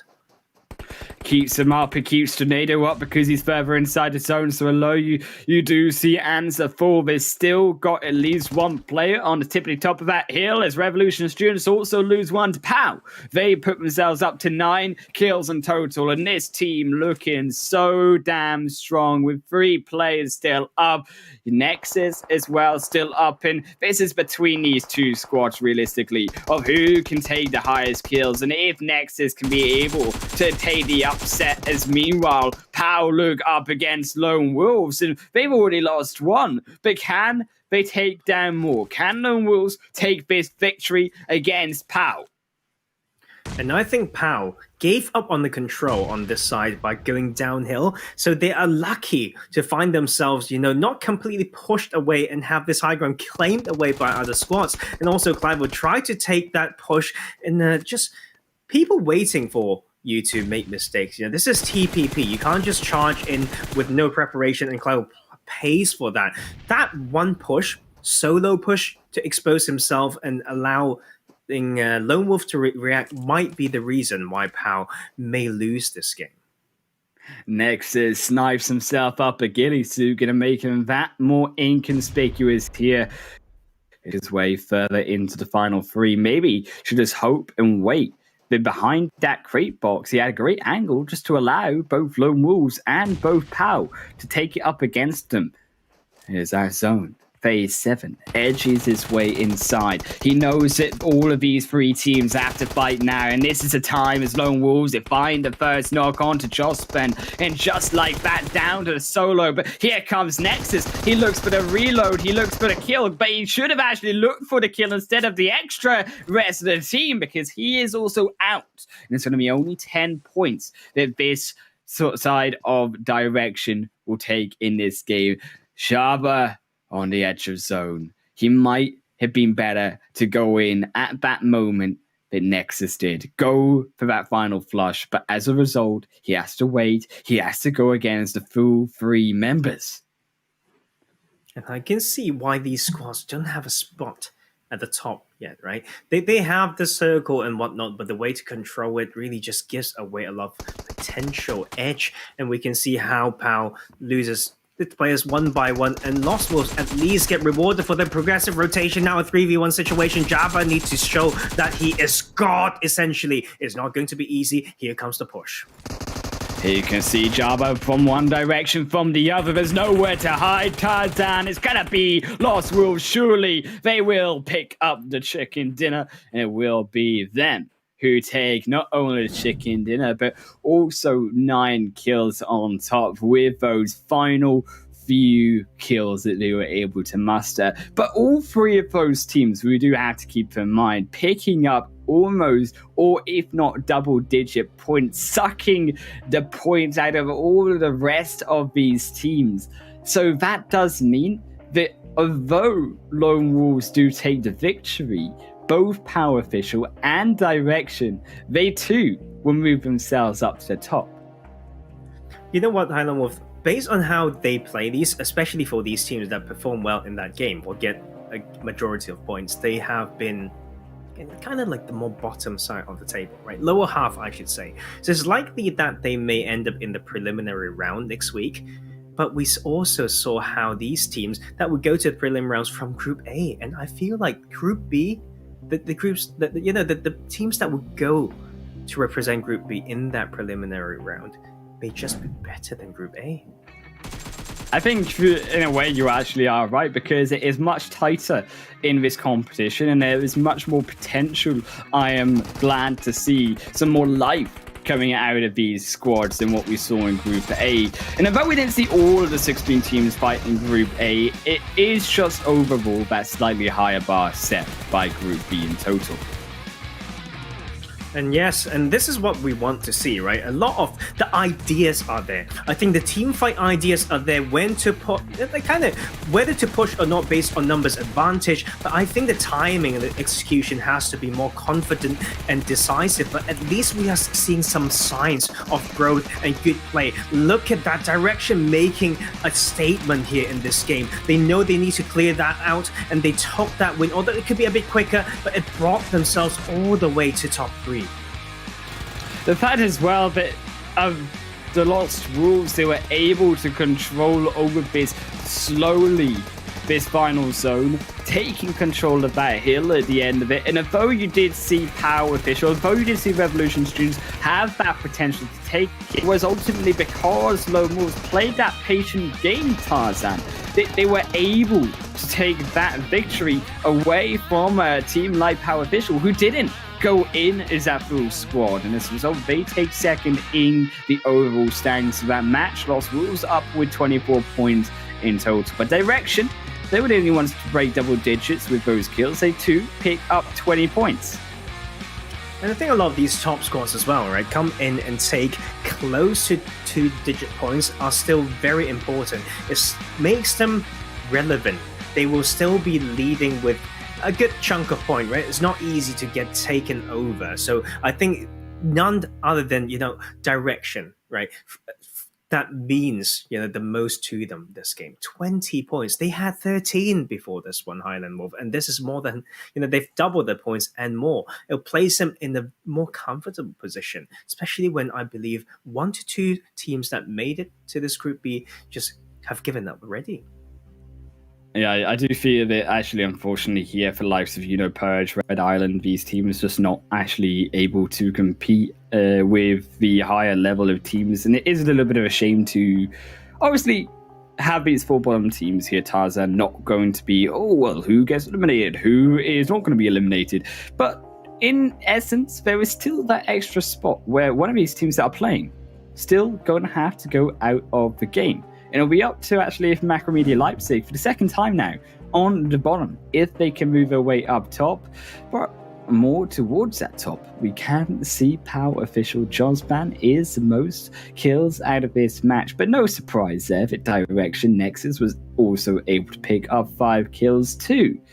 And then we move further down. Lost Wolves in second, joined with 5 kills, but also Boot on the bottom. Lost Wolves making it for a second time with 2 kills there. And I think it's all about, kills are one thing. I think damage output is the thing that I like to focus on more, because sometimes it's just timing, like you can have your teammate put most kills, most damage in, then you finish that knock or something like that. And, you get what I mean. So let's look at these damage output and see whether they're in sync. Well, what can we say? Josh Ben actually tried to carry these, and he did. And it was so close, second place, as he did beyond 1k damage, and that's nothing to ignore. I think as well, you had to look at how well does this convert between kills to damage, and well, you get 6 kills, you get 1000 damage. That's pretty spot on, considering that going through this game and going through those final zones, you did have to do that little bit extra damage. Maybe not find a knocks, but certainly clear your path into the zone. As Jabba as well, 3rd position for Pow in that 755 damage position, but Nexus as well on top of that, getting 827 damage and being that solo player to push all the way to 3rd position. It's welcome news, I think, to actually see a team that was struggling for, let's say, 6 matches. It's fair to say that here, Tarzan, to finally come out on the top of these standings.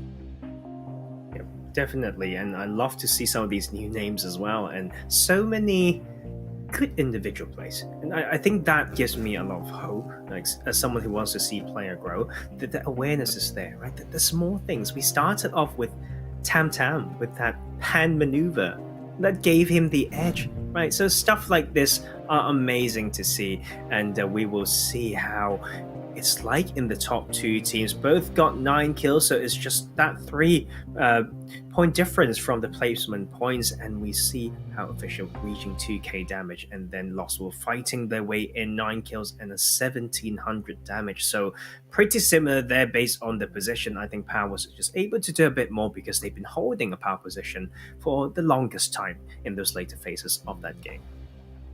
The fact that I think, though, you do have to keep in mind that these 2 teams, as we say, moving up in the standings overall. I'll be interested to see how they have moved up in the standings, because these were 2 teams that previously, when we looked at the standings after the first game, you mentioned yourself, they're very close to potential with these top 8 to take it and take these victories against their rivals. And those slightly lower teams outside of the top 4 were Lost Wolves and Power Official. And it'll be if these 2 teams, and I think alongside Direction moving themselves up in the leaderboard, will be able to challenge that top 4, because the ability to make it through to the finals and bypass through an entire 2 days of play, the preliminaries with tougher teams, is going to be so crucial for all of these players to take, and it will be up to how we see these standings to see how close they are to taking those top 4 spots.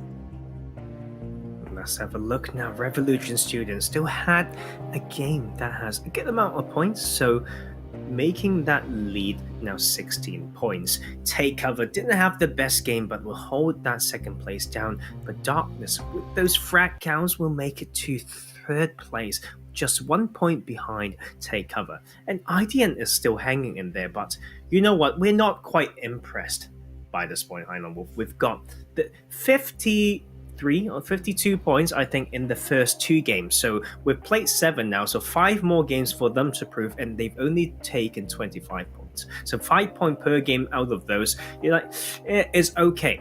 But it's probably not enough, right, to translate into these many tournaments where they require you top 3 or top 4 to advance to the bigger stages. And I think that is a point where we have to look at, right? Is this gap slightly building up for this top 3? Is IDN once again struggling in this second match, not finding their feet in this second day?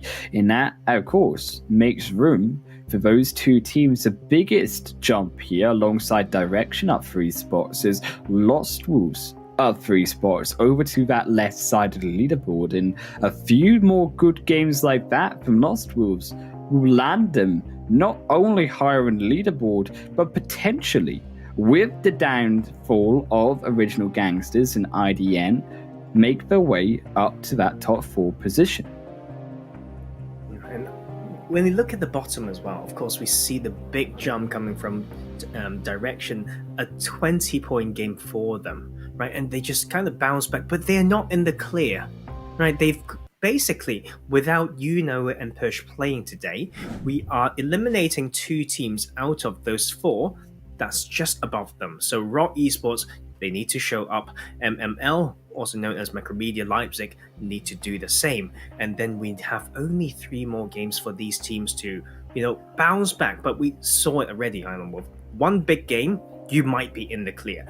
2, you're good, right? Then you can show all these audience and these teams what you can do, because there's still a chance. And we talked about how Group B might just be better than Group A. As you can see, Sandhawk, Miramar, Arago are going to be the final 3 matches to play, and I love that we get to finally go on to Sandhawk, but I don't love so much that we do have to take a little bit of a break. We're going to have to wait before all that action takes place, where we will get to see who takes home the victory on Sandhawk. It will be a short break away, and we will see you guys in just a moment.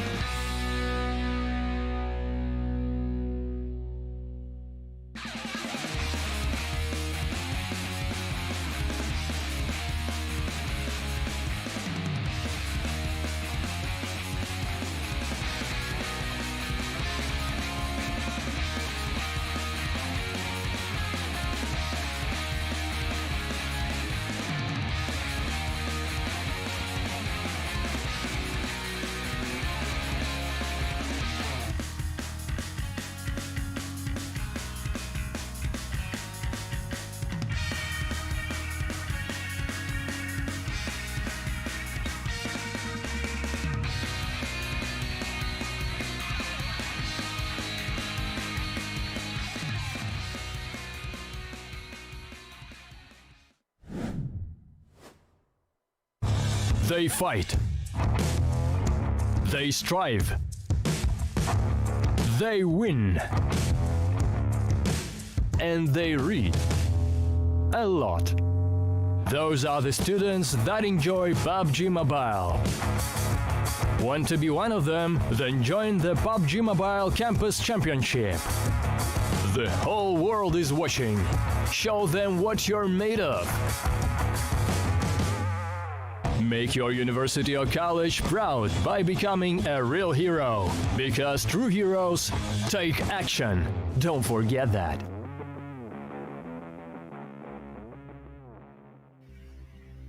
Welcome back, where we just saw game number 2 take place in the Hot Tunes of Miramar, where Lost Wolves took the victory of their 7th match. But before we get on to Sanok, if you too want to make sure that you can take your own chicken victory dinners alongside you, you can enjoy a super fast and lag-free PUBG Mobile on Xiaomi's new powerful Redmi Note 10 5G.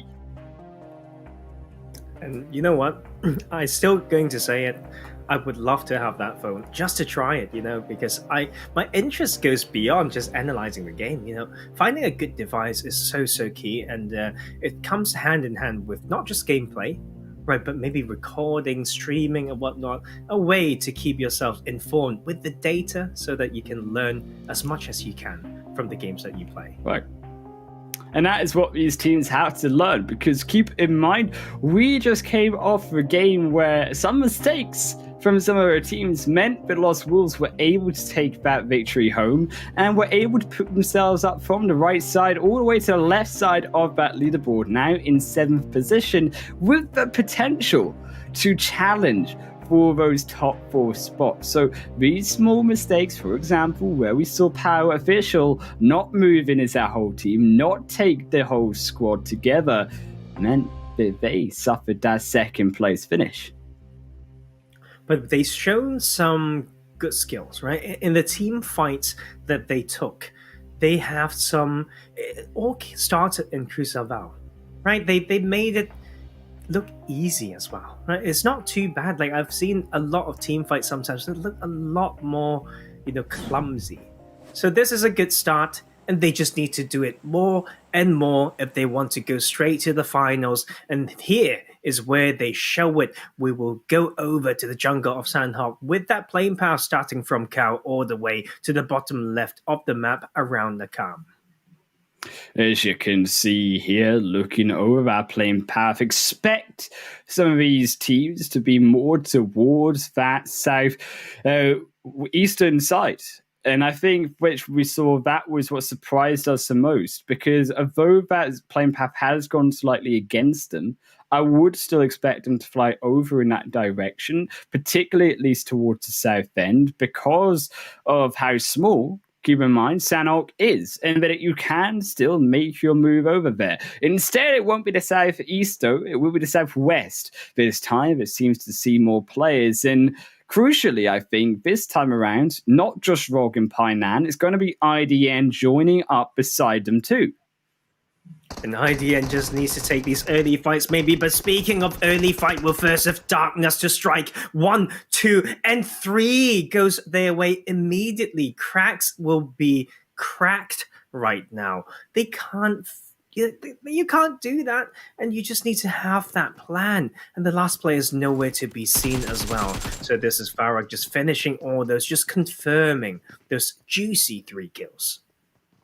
You can see as well as they find that final member looking to take one team out of commission already. Is Darkness. That is the way you start off a Sanghot match. Is to IDN and Rock need to do battle, or maybe not need to do battle. We might have to find this one out around Painan. But I do expect them to join up against each other and fight their way through to the top, because based around how this zone has gone, we'll be able to determine that answer. And I would like to see how this zone has decided to go and see how these teams need to move around inside it.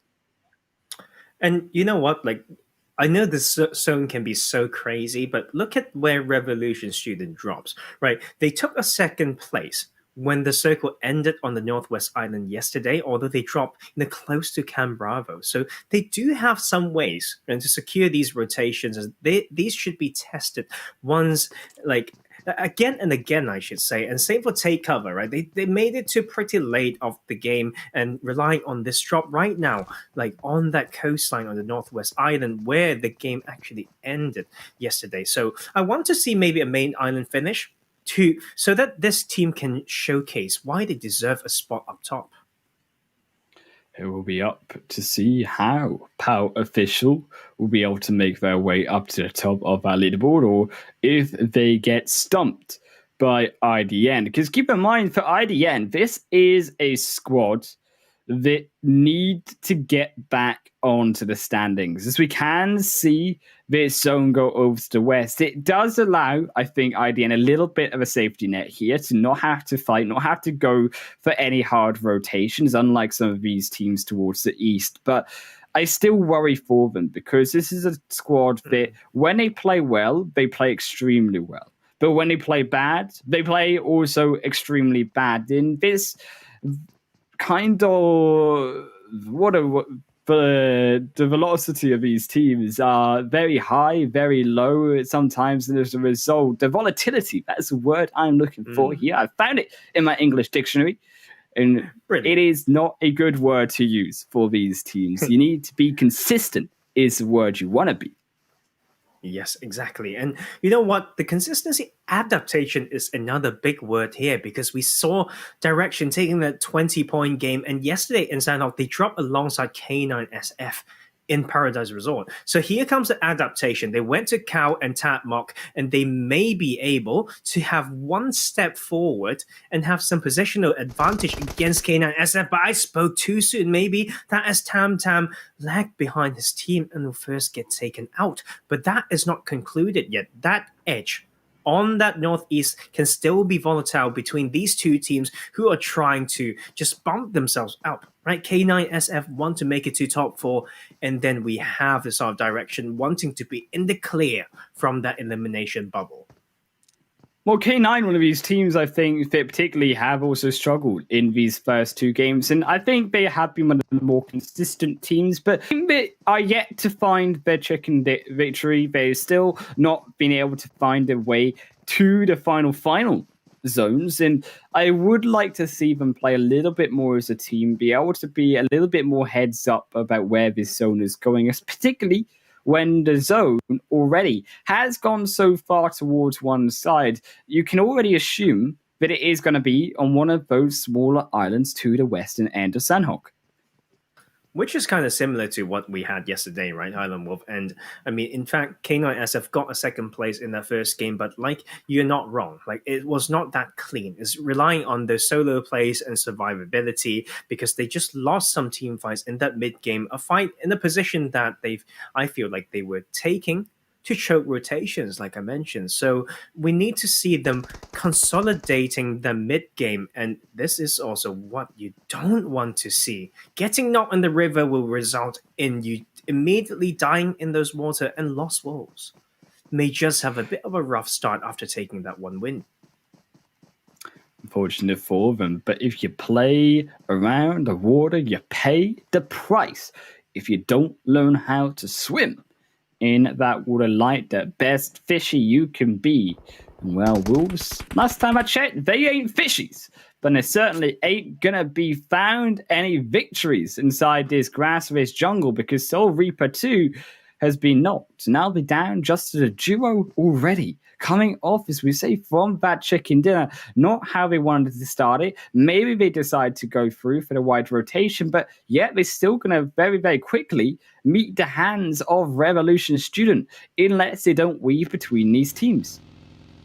Not an easy rotation, now relying on the buggy. At least they can get some speedy movement through this Painan Hill on the east side, but behind them, trailing, coming in, is a very strong squad. Revolution Student is in here, rotating past Quarry, and even behind them, we have the Luterus coming in as well. So this is going to be a little bit volatile. Look at all that congestion close to Painan. So there will be a lot of water play, a lot of important decisions when it comes to when to cross, how to play that position for the later phases.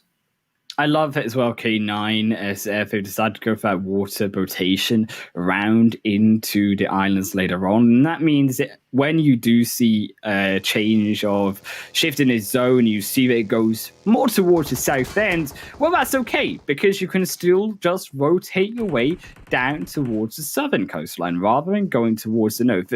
It takes a little bit longer, but albeit it is a very safe way to do it, and the coastal line does seem to be more open, which is what you would assume it would be, considering that teams are going to be coming off of that main island.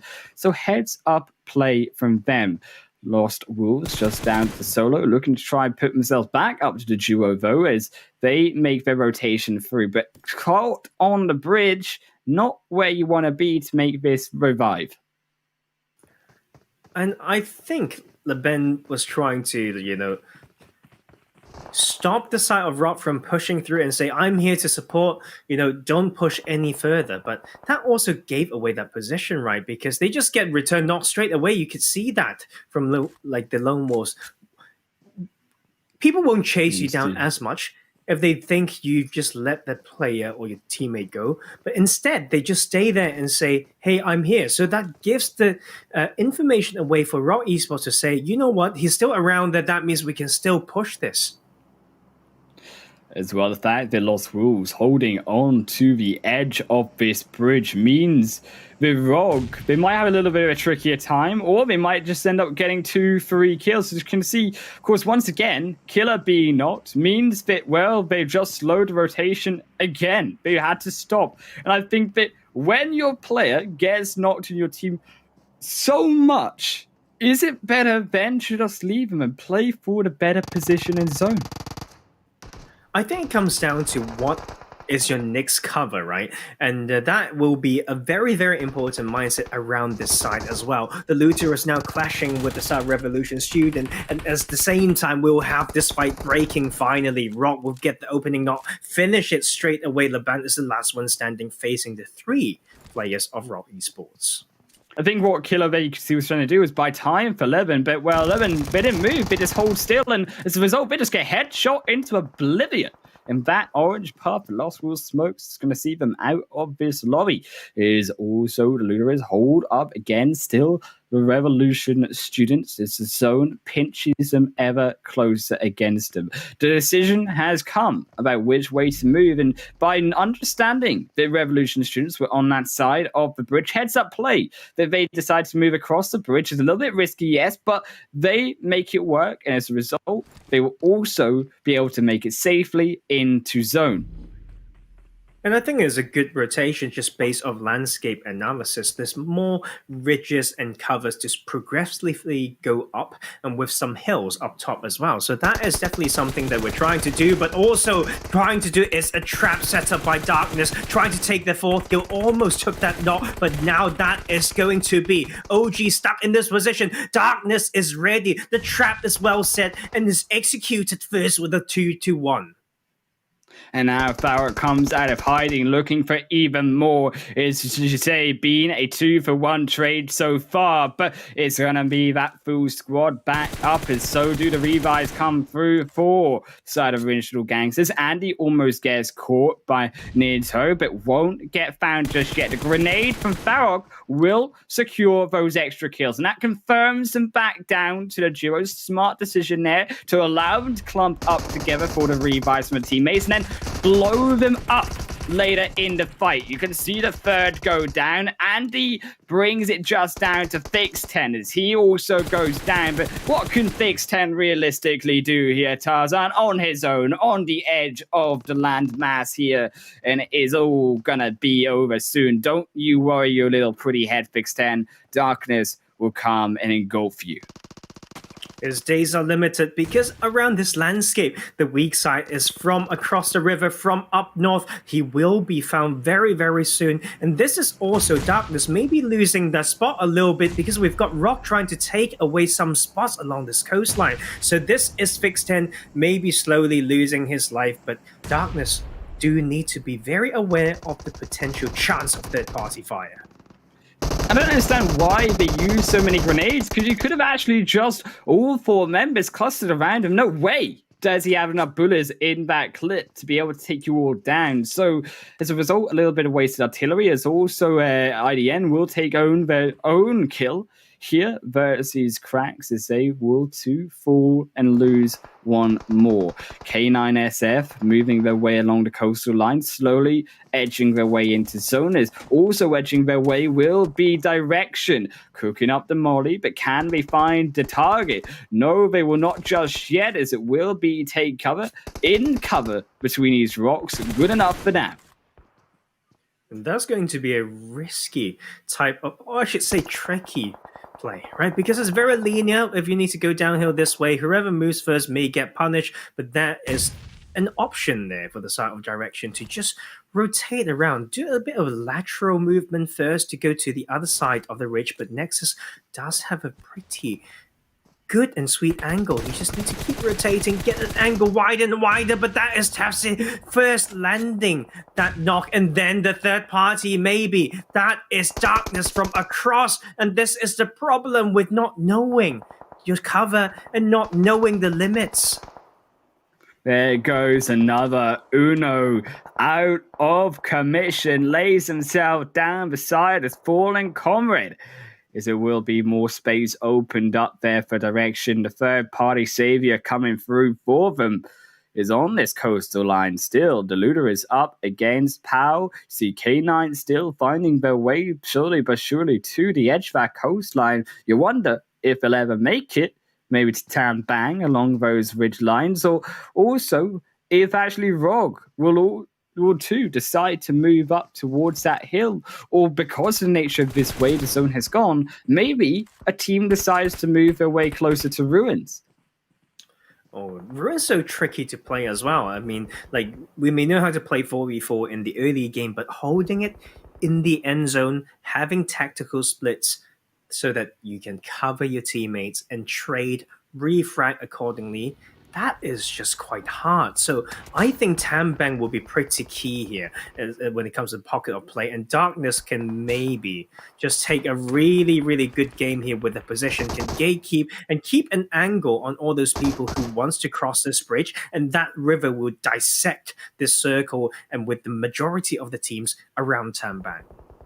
This is also how Java, for POW official, will be able to hold on long enough against Rog to allow the rest of his trio to come in behind and pinch Rog as they move closer in. And I like the Java stay quiet. They keep the full squad together. They're going to keep themselves strong with some buildings to protect them for the rest of POW, as you do see them finally make their entrance in. What has surprised me all the meanwhile, and I will mention again, is the fact that K9, you have had all game to get to that coastline. The botation was great at the start, but you just swam your way consistently to probably, which will now be your own death in the end game.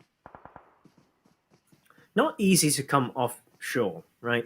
I think they could have arrived there slightly earlier, and then they can maybe get their way in. But because they've been just staying around here in a very stealthy manner, I don't think it's going to be easy, especially getting out of those positions in those rocks. How do you even get in? You can't climb up or whatnot. So if botation is part of your repertoire and your game plan and your skill in this game, you really know.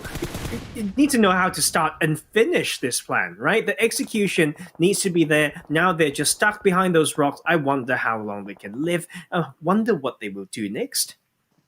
Yeah, you're praying for the zone to keep you in this game, and as soon as that zone shifts away, well, that is when your days will be numbered, and you can hear the automatic from the looter is going ham, but not gonna find anyone, as it will be Axeman to fall down, and then the rest of the looters make their way down the hill. As Death Guard switch, the final two players alive, will POW Steve be able to stop them on their entrance in?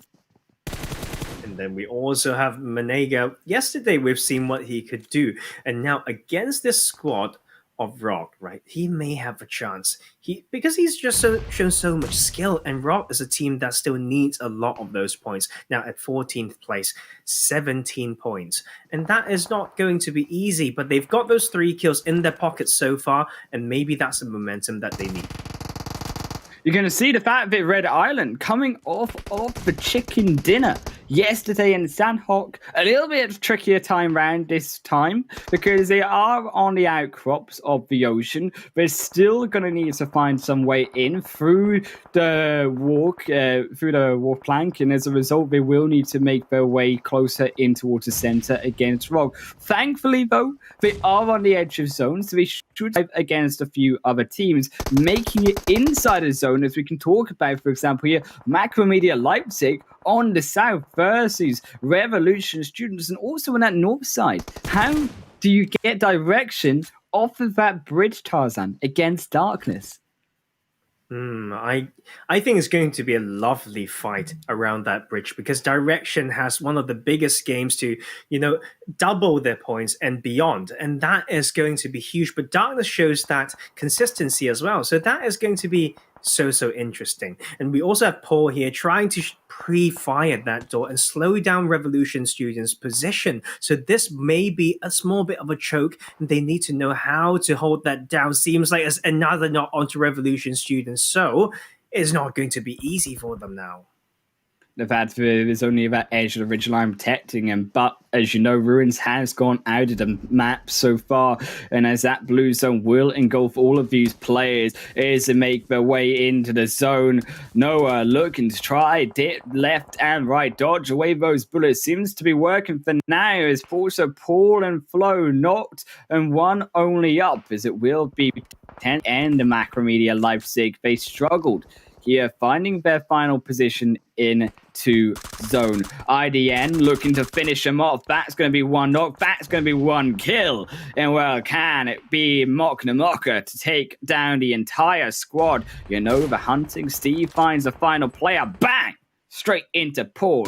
Looking for another bang. Straight on to Macromedia Leipzig. But can Steve find it? No. It will be the zone. It will be IDN to steal them away. And Macromedia Leipzig, they just look like they were sitting ducks for all of these teams to pick up points. And that is also the fight concluded on the north side. Darkness remains victorious. Direction goes out at 8th without, you know what? It was a good fight. I think they held around there like long enough. They have to cross the bridge that's been held. But you know what? The name of the game right now, Island Wolf, is IDN. They are back. This might be the resurrection of this team. The 3-1 split with one person to completely take out MML there was brilliant. And the 3 trying to control the other side, now they're playing off this dip that they can use as well. But this will be a further test because they need to leave this cover. Well, you know what they say, May feels like Christmas sometimes, and well, they got their Santa's list for Wrangell Miramar checked off for that chicken dinner victory. Can they take Sanhok too? Can they get all the presents of those chicken dinners in their hand and have a Sunday roast in their bellies? It'll be up to them to find their fate, to find these extra kills, because Darkness, they're the ones in front. And this is a huge game for IDN because they just secured those top 4 spots with a lot of frags. And same for Darkness. You can see the live points right there. Up to 104 points with 13 kills at the moment. And it's just fight happening everywhere at the moment. We're down to 15 players and 7 teams. As well, Red, the standing defenders of Sandhawk, chicken dinner victory, only down to Impulse, so not going to be the duo to take the victory, might not be even the top 5 finish. So it will be Rogue hunting and slowly searching to finish them off. You can see, though, the looter is also behind 1-2 buildings against Pow. There's Pow, Java, Steve, they're waiting. Death God looking to mitigate those footsteps. You can see IDN continue their pain onto Darkness, but there, Death God's able to find one, but can't find a second in his face as Steve takes them out of the match. IDN, they're slowly making their way through to zone, but you don't heal on phase 7. IDN, and you lose another player. Zervium suffers another knock for the team, then Discord falls, and this has all gone wrong as Tong is the only one up for this squad, and suddenly find themselves down to the mere solo player and the insufficient landscape analysis from IDN can't find the balance between that rotation and those fighting, and they lost the chance to get further by maybe giving all the meds to that one player who could maybe heal it up, and they would just lose that position control coming from Darkness. No, so Darkness only down to one player. This is huge for POW as well as Rock Esports. Both of these teams would love these points more than you think, especially for Rock, who are trying to go away from the bubble from elimination. Toying, he's found his way inside the zone. Nevertheless, Rock still staying in control of his zone. 9 kills alongside Power, the duo. But the problem is this zone, it is between those houses. It is in the open. And that means that one of those teams are going to have to jump over that wall first at their own dismay. IDN, they've been found by danger. And now with Darkness to take them home. In their pockets, 17 kills. Look at that play. But they finally might be shut down.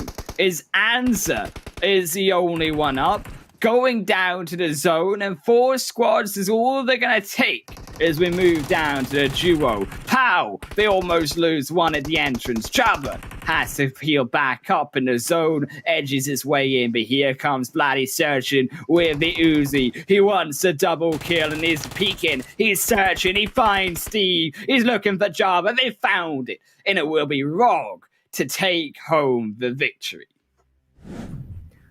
8 kills from one of those players as well, just mental game. It's getting better and better, I love this group. You know, the teams that we least expect comes in and takes some big games, may not be wins, you know, but big kills and a lot of confident play. What's happening? You know what? Maybe what I said yesterday worked, right? I'm just going to try to say, you know, that would be my guess, because things didn't just happen there. You know, it's very hard to come into a new day and know that you are at some deficits and disadvantage and still be able to pull it off.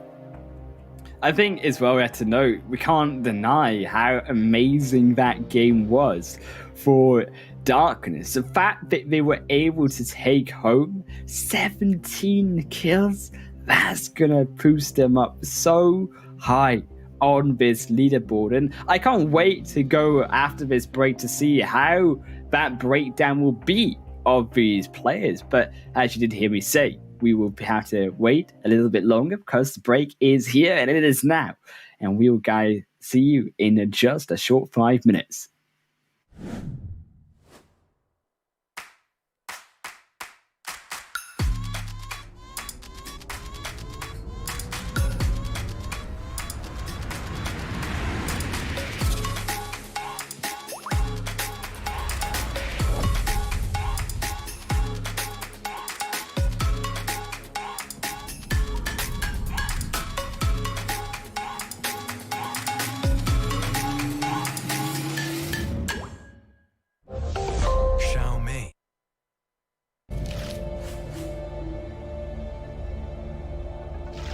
Got pinned down on the second floor? Use Molotovs. Just throw a flaming bottle down the stairs to stop the enemy and gain time to relocate. Do not underestimate the power of fire.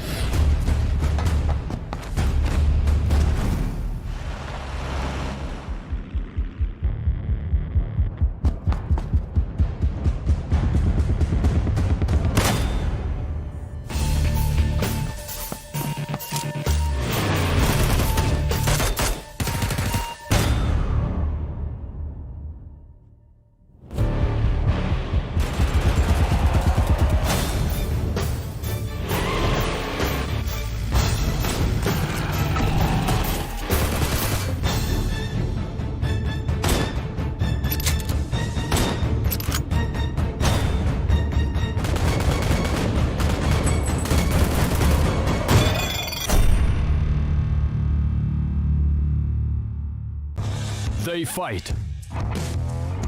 They strive. They win. And they read a lot. Those are the students that enjoy PUBG Mobile.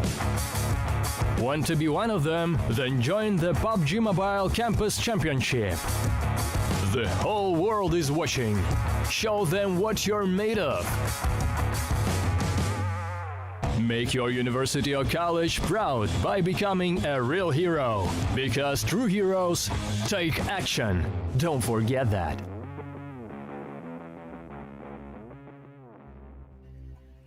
Welcome back, where we just left off of game number 3, and Rogue took the victory of that Sanghok match. But if you too want to join in on the action, you can grab yourselves and enjoy a super fast and lag-free PUBG Mobile on Xiaomi's powerful Redmi Note 10 5G. But as I say, the PMCC PUBG Mobile Campus Championship here, Tarzan, is heating up to another level between these teams.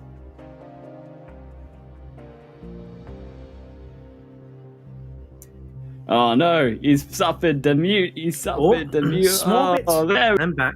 Don't worry. There we go. You know what? Absolutely. Like with these teams, right? With some small, things or missteps, they come back stronger. They need grit. We mentioned that yesterday. It was amazing to see how they can still play so confidently, and that was huge. So huge. Such a big game for Rock. I mean, how would you expect a team with so few points before? Just to double your points straight up.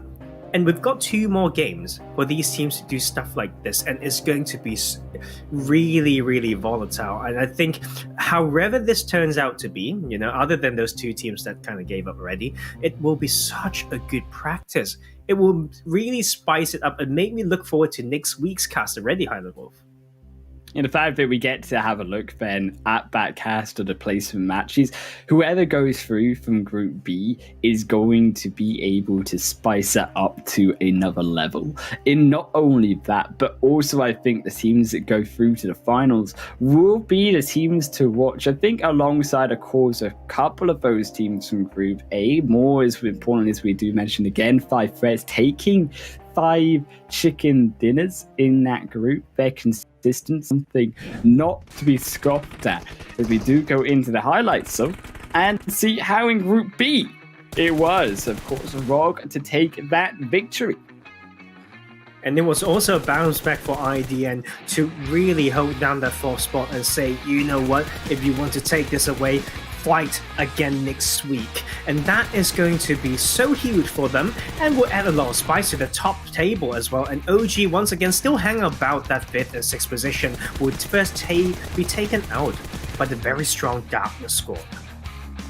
As well to keep in mind as well, Darkness were able to clean up the rest of Take Cover. Unfortunate for them got 3rd party, and that was the doing, which allowed Darkness to do their magic and take 17 kills as they move their way up towards these final zones, albeit one of those victims of the zone being K9, stuck on the water.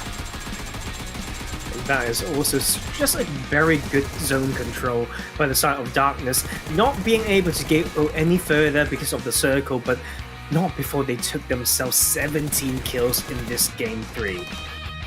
Unfortunately for Power, they met their match with Rogue in the final battle. Sharp was pulled last, and they fell down in 2nd position overall. But they fell down to 4th in total because it was IDN's kills alongside Darkness's kills to take them up in the standings, and tied with the victors of Rogue with how much they were able to do. And we're talking about consistency as well, right? Lost Wolf, no points this game after that win just now. Original Gangsters, kinda in the top with some, possible ways to get into top 4, 0 points. Take Cover was ranked 3, 1 point. Revolution Students are, 1st place before that previous game, 3 points. and Darkness, right, was at the second seed or something. 27. I believe this will be their time to take that top spot. It is so tight between these teams. It is not even funny anymore, Tars, on how tense it is going to be in these final two matches. It was the kills in total going over towards Rog, though Vlad did magic with those 8 kills, and Farok in second there for Darkness. But no surprise to see all 4 players of Darkness on that leaderboard based off of those 17 kills that we're to grab, and also no surprise to see all 4 members of Darkness once again on the damage board, albeit Tornado in the bottom. That is crazy. I think that's the highest damage from a single squad in this tournament. I think we are hitting around 3k, and that is a record breaker, and that is just absolutely mental. But you know what else is mental? I know Vlad was to 1332 damage for Rock Esports. I don't know how much damage they've done in all the games before, and he's now single-handedly in this game done so much work for this team.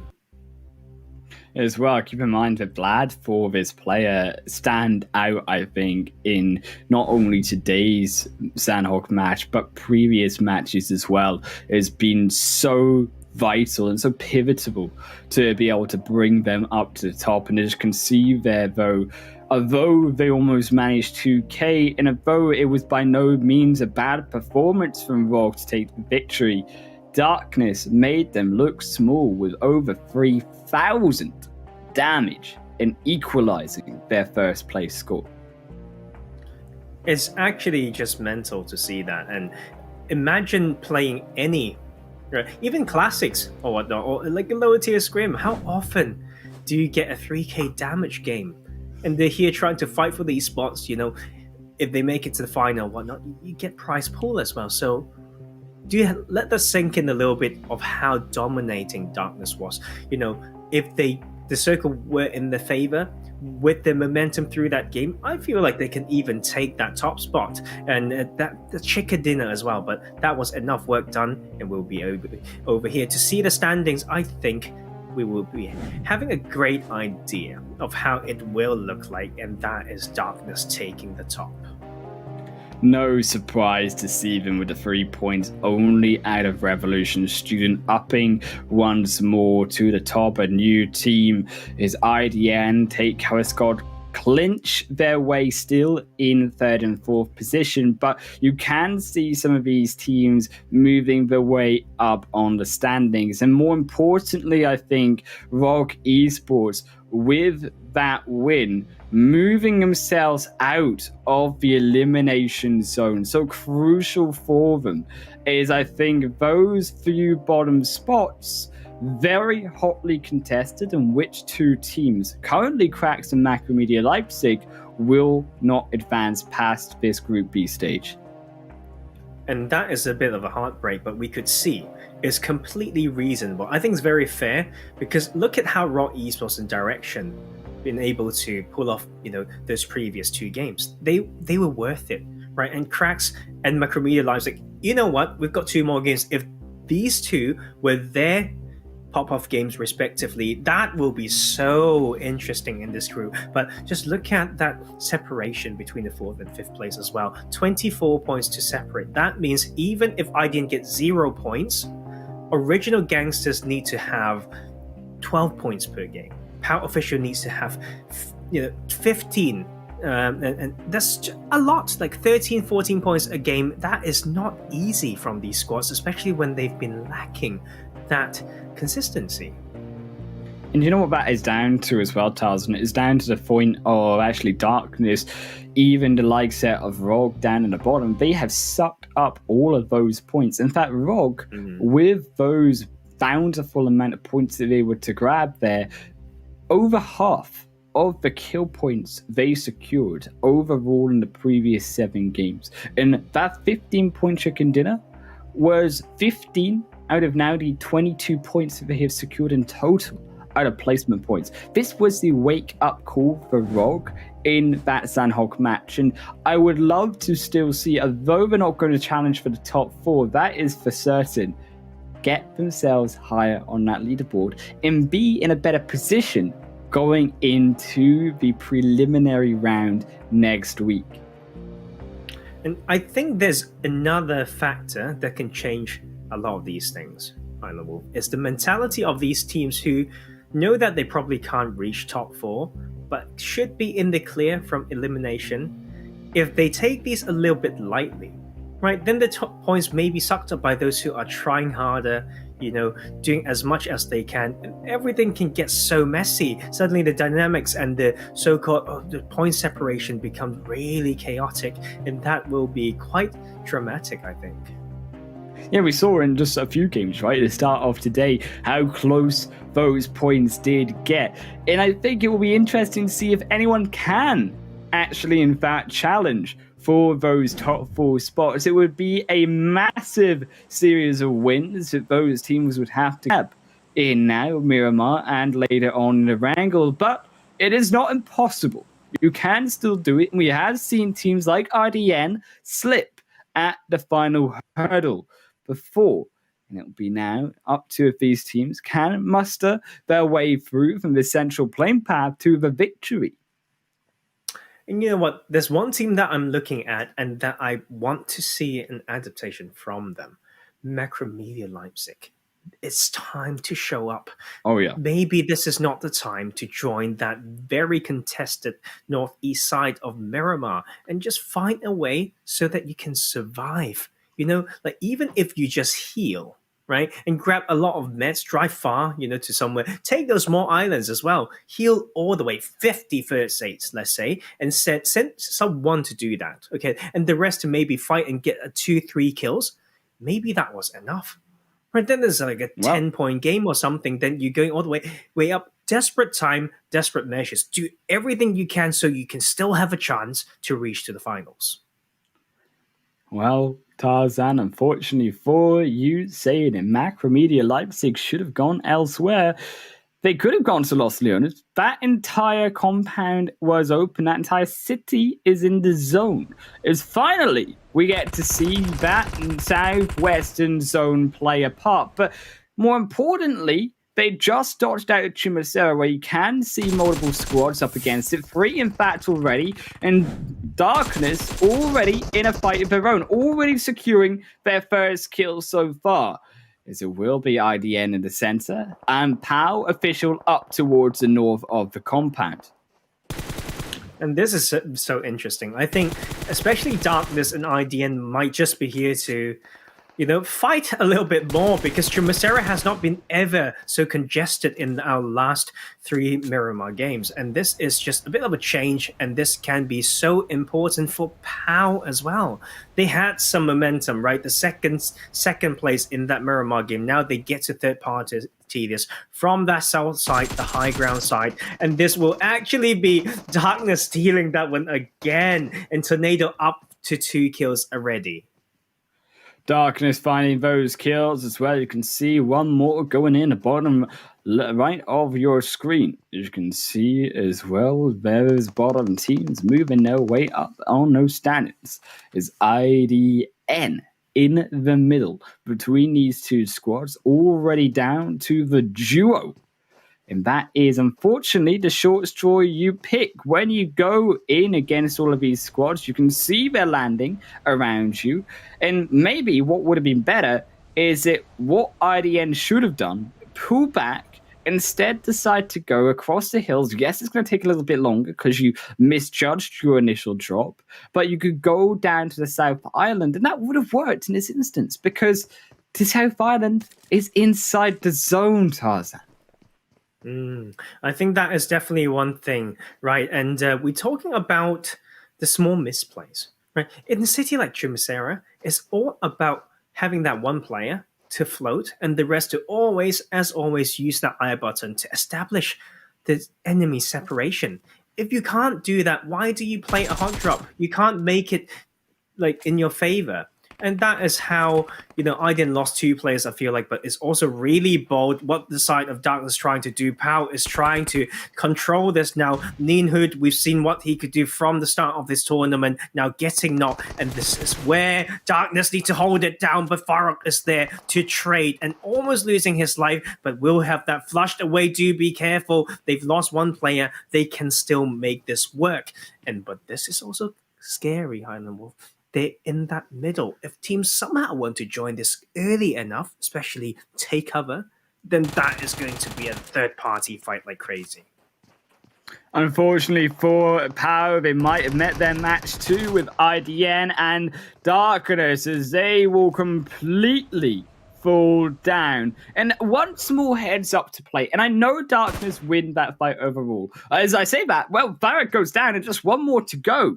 And you might actually have IDM winning this as a duo, but I wanted to say that Farrah going almost to go for that revive, not quite able to find on Ninho. You could have found it if you had preemptively smoked over Ninho on your entrance in. It would have been possible to do. You would have protected your teammate, and that would have kept him up as the full squad. It's a small thing for the victory, but small things like that keep your squad alive.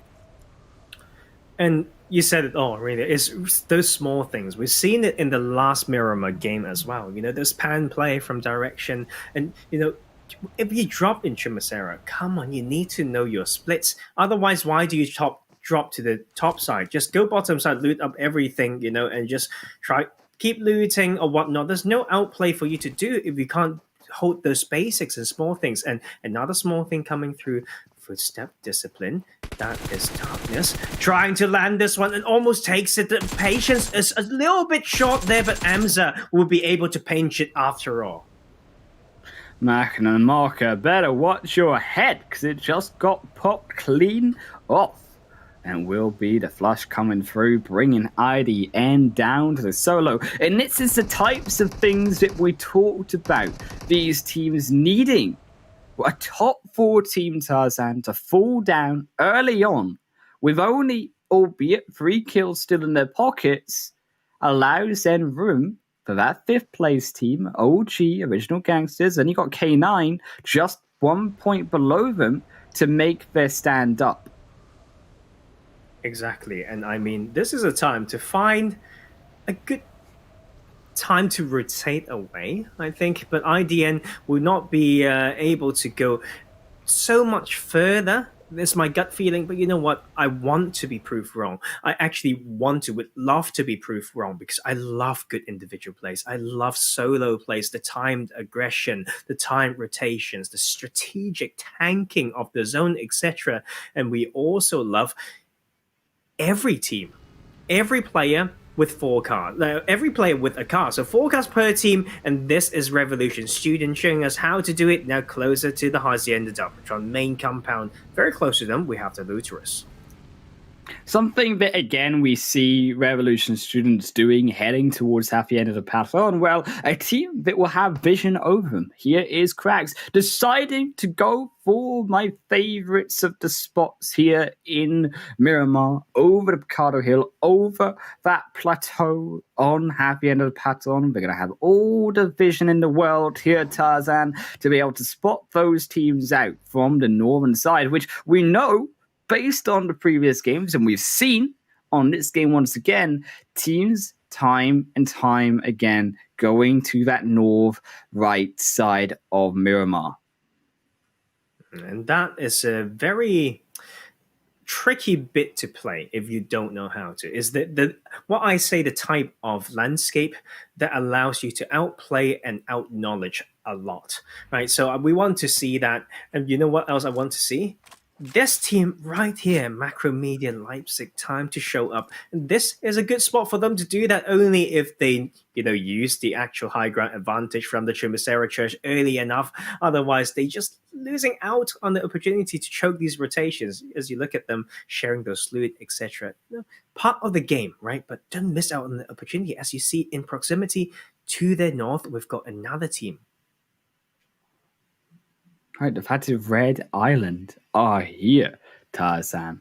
The Red Islands are a team facing that elimination point This is their chance to show up and be able to prove to us, be able to prove to themselves, more importantly, that they deserve a spot outside of the top 4 into the preliminaries next week, and they can still contest with the best as that zone continues its way further down south. And interestingly, I'm loving the way this zone has gone for all those hills and the high top plays, the dips in between those ridge lines on that southwestern front.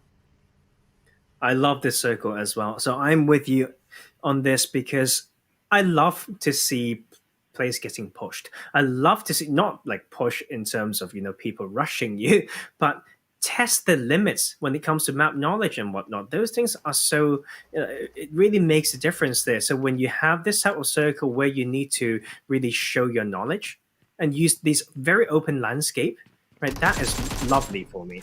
Okay, but it's also lovely what they are trying to do here. That is toying from ID and trying to 1v3 right now. Gave away that first step. Need to take this on. Is one knock. Need to make it more. Can't quite find the pre-fire. Instead, going to look for more through the door. He's moving back. The opportunity was there. They're moving upstairs. And now Toying has to be the one to aggress up. Finds first kill. Goes back down. But can he find the second? Now against Darkness. He's on his own. He reloads. He's got the upper side. He's now burning. No, unfortunately, he's on fire. Now he needs to watch out because he's got only that entire full heal available to him. And he doesn't want to use it just yet. He wants to try hold on for more. But maybe he also needs to try slow this fight down. And in this moment, use that heal. Then it would have actually been better to take this fight. It's going to be a 2v1, and they're using all those audio cues, right? And the third party peak, and it's not going to be easy as he loses too much XP, not knowing the limits of the TPP perspective. And that is once again IDN with some disappointment. TL, the looter is looking for some of their own Death God, looking to bring some death onto Red Island, a team that we just mentioned needs these points. The Switch throws in the grenade for good measure. Can he find a second knock? No, they will not. It goes in between the full squad members. The snipe will be sniped down anyways by Switch. Goes in for more and looking for that full-on push. The Ludovics don't even give a damn. But they might care if they start to lose more members on the front line. Death God finds a second, but still 2 up. Make it only 1 though now because Impulse goes down. And this aggression is exactly what I questioned about the Ludovics in Miramar on their 4th match yesterday. And they have woken the hell up. And you know what? They don't give a damn, but they should, right? This ridge is probably the limits of this push. If we look at the landscape, they are basically third person peaking now. And this is going to be a very hard one. And they keep challenging it. But that is also Red Island keeps slipping. The Overwatch is basically non-existent. And this is why the Luchers can get away with this again and again. They just skill checked Red Island out of Miramar entirely. And it's a full squad still up, search their way to more. Switch has to drop back down because Direction, they want to find a knock of their own, won't be able to find it just yet. Ghost is on the run, and smart plays, smart heads up, disengaged from Red Island, keeps the team alive.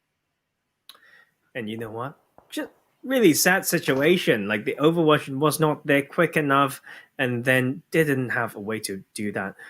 One quick smoke, then drive away tactic, and we'll just need to, tank a little bit of the zone. But the good news is it's not too far from the circle, but so many open landscapes, as you can see from that northeastern part of the map, that Ghost will need to run past maybe to survive to this later phase of the game. And we can see, okay, this is time for Macromedia Leipzig to farm some kills. Look at that, just straight up gatekeeping duty from the church. And this is something that they need to use to their advantage. And there's no other bigger, chances for them. They need to take this and farm this. Well, if they want those kills, the best get them in their hands and the best grab those enemies and choke them to the victory that they need to get out of that elimination point. A team, though, challenging for the top. Both teams challenging for the top here. OG and K9 up against each other, but only one will seem to be able to continue that challenge if this fight goes through, and it does look to be the case. Instead, challenging on that south side, they're both inside the zone, but it will be the 1-for-0 trade. Dragos gets knocked, drop back down, saves K9. That heal instantly saves him from death. And we can see this can matter so much as well. They both need big wins in this one, and you can't make these mistakes. It's going to blow up soon. K9 may be in the advantage at the moment as they blow that and take their 4th kill. That should be K9 with this victory. Only now Dragox alive. It will be the final one to fall. Fix 10. Yes, he is up still, but what can he realistically do? What is he able to bring? Well, I say that. He brings 2 to the table. He's looking for more. Can he find it? No, he can't. It'll be Tesla to knock him out of Oblivion. And now it will be K9 to continue the challenge in 5th place to the top. And that is now tied, right, at 5th and 6th place. The life point updates both at 70. K9 with 8 kills right now, and they can go even further. This is going to be a bit mad for this team. Like, that is the type of 4v4, the clutch that comes through, down to that one few HP that mattered, that can fire up their squad. And they have a spot in the circle, and they will continue to use it. But Macromedia Leipzig, where are you? Where have you been on that kill feed? And now they just need to rotate. Indeed, they will. And they've missed out on the opportunity. They've actually allowed every team around them possible to be able to make their entrance inside the zone. And suddenly, Macromedia Leipzig, they're going to find very quickly that they will be the ones gatekept around the hills, moving up into the zone, the worst possible way you would want to enter around this zone, because the zone itself, Tarzan, is tricky in the nature that the high points are towards the center, which are going to be controlled by teams, and that they are the only thing advantage for these teams to hold, because there are no buildings to hold in this zone. Very, very few, just scrap bits, okay? The scrap bits of hardcover is not enough to provide any advantage, especially due to the landscape as well. So maybe these bits of structure would be the best, and we can see Revolution Student already in here and can maybe stop these rotations coming through, but there's always high ground upon high ground sometimes for this map. So Direction is in here to maybe get more points so that they are in the clear from elimination.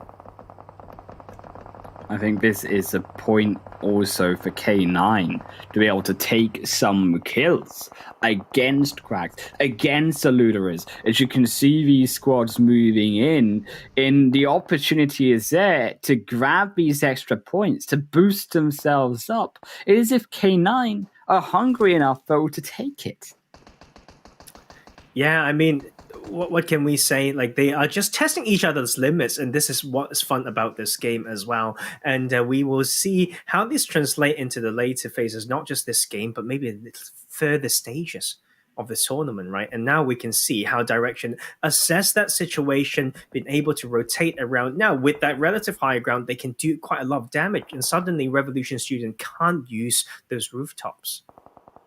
Well, keep in mind with Macromedia Leipzig still moving in the backside of his zone, could force more engagement through. We see Revolution Student also trying to steal these kills away. Would be crucial to steal these kills away if they want to maintain also their position up towards the top. Because keep in mind, Darkness, they took away that point, and they've got a sizable lead. In Revolution Students, we saw how strong they were on Miramar previously. 2 second places, and they still are yet to fall lower than that from previous games' victories. Almost there. And if they can find that victory indeed coming off of this game. Yes, and who else need to prove a point? That should be Macromedia Leipzig, but they failed to. They still need more points. They are 9 points away from direction, and they've already are out of this game. Such heartbreak, and we've been waiting and waiting, but they did not learn quick enough, and that's the issue. And now this can be another type of Cinderella story because K9 got a position. They've got 8 kills so far, okay, and they can even make it all the way to top 4. That requires a lot of consistency, a lot of confidence, but I think there's a chance that they can do it. I think there is a chance indeed, but also a chance that the Luderists fall right now out of the game because they're taking a fight over Revolution Student, but once again, they fall under Revolution Student's toes as they stomp over the entire squad and put themselves just down to the one player as Almighty has been knocked away from his support. All the meanwhile, on that top of the hill, K9 overlooking Revolution Student. The rest of the duo here of the Luderists up against K9 on this hill. And they have still the opportunity, although they lost the first fight, to take the second. As you can see, K9 overlooking, find one knock, and maybe it might just go south here, right now. His Death God needs to be that core player for them. You see how crucially aggressive they were against Red Island, but they have met the end of the road here as Death God also falls down, and so with it, the entire squad of the Luderists. And that was actually the saving grace for Revolution Student, but for how long? Because they didn't rotate early enough, but that is also K9 not watching at them. They need to come, and this is a chance they had the luck already from that distraction. Now they need to take on this fight with Take-Up, but watch a strong spot. Nate almost lost his life there, and they hold strong still at the moment. Going for that push, healing as they go too. As you can see, Take Cover in this game will not be forgotten, will try to make their stand, but can they feasibly do so against Lisa as another one falls? Ultra down to K9, and just to the solo player remaining as so Revolution Students fall. Another for K9 in their hands, and they are making this point work. They are making this game work in their hands, and they're controlling their fate, their ability, as you say, the Cinderella story, to make it to the top 4. Oh, I think that would be lovely because I was so uncertain as to what they could do. Been criticizing the mid-game, etc., but they're just playing better and better. Maybe they just need to know their strengths, and that is such a strong spray coming from Captain. Or the double knock come through. They will take their 14, they may take their 15, and they do. And that is just a crazy play from this squad right now. There's still more to come, though. They could even reach 20 kills if K9 choose. There is the players for it. As for Full Direction, once again, looking to be the sneaky boy, but he's not going to be the likes of his comrade. It will be Direction out in 6th position. TC take cover, take 1, and so do K9 take another of cracks. They find their 16th kill. They're overlooking the entire squad. Red Island, though, all the meanwhile, crucially alive. Red Island, if they stay in this game, are making waves to stay out of elimination. And I don't know, so important for cracks as well. Look at that point right there. They're 9 points behind Direction. And they can just put, although we had such a huge game for Direction, but they may still lose this because it's the bottom floor for that is out, and Rock is actually just 1 point above Direction. This elimination bubble is also incredibly tight. Put down to, as you say, in 13th position. They need to hold on with all that they can muster. Red Island has been eliminated to the zone, down to the 4 teams. They survive at least to the 8 placement points, looking to try and make it 10 if they can survive just a little bit more. Take cover, Revolution students. The other two squads on the other side as K9 continue to expand their control over this zone. Captain looking over Lisa as they come over the hill. Lisa is eliminated, and it makes our final three. Crack survived, yes, to 10 points. And that is just a huge play for them. And it's not even done yet. So I love this bottom table, actually. And I think K9 is still making it work as they keep their eyes on Cracks. And they are basically on crack. 19 kills right now for this squad. What can't they do? My God! That's a 20. There is your 20 kills coming from K9. That is 5 big fat squads worth of kills, Tarzan. They are looking for 21. Oh no, you might as well just run your way into zone. There is zero hope for you unless you pull off the miracle of miracles of plays. K9 take this game. They take this game dominantly here, Tarzan. Find this last guy as well. Come on, take the 21. They may need it. If they want to have that Cinderella story, they need to push it. And they've been looking and looking, but you know what? It's already been such a good game. I think this will be a wrap. And it's also down to just not giving them the kill. And I think it's not wrong. And then we'll have a look. Stop them from getting those kills. 20 kills. Kills on Tesla.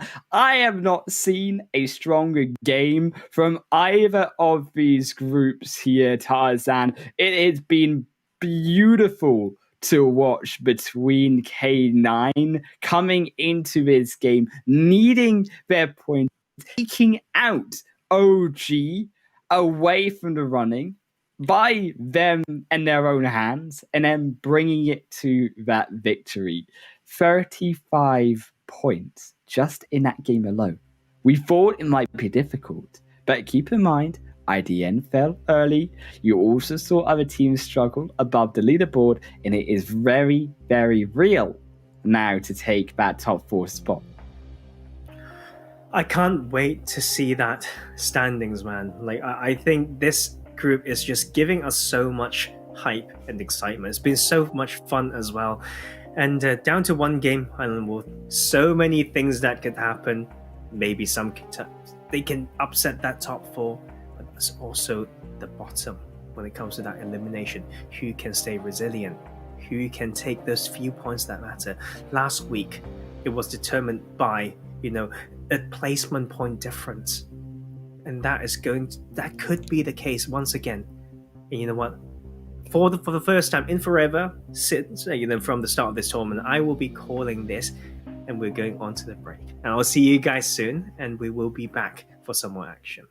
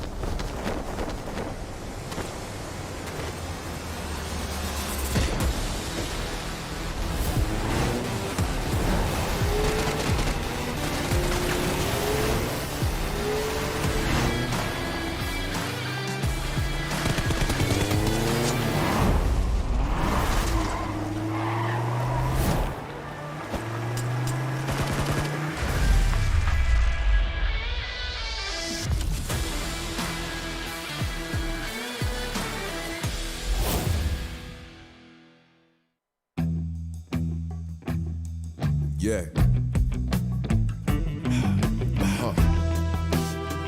Ready? Strap up. Yeah. We wanna have it that's ready for what I'm pitching. Nothing but heaters is in the pick 'em off from a distance like. About to get the drop on 'em.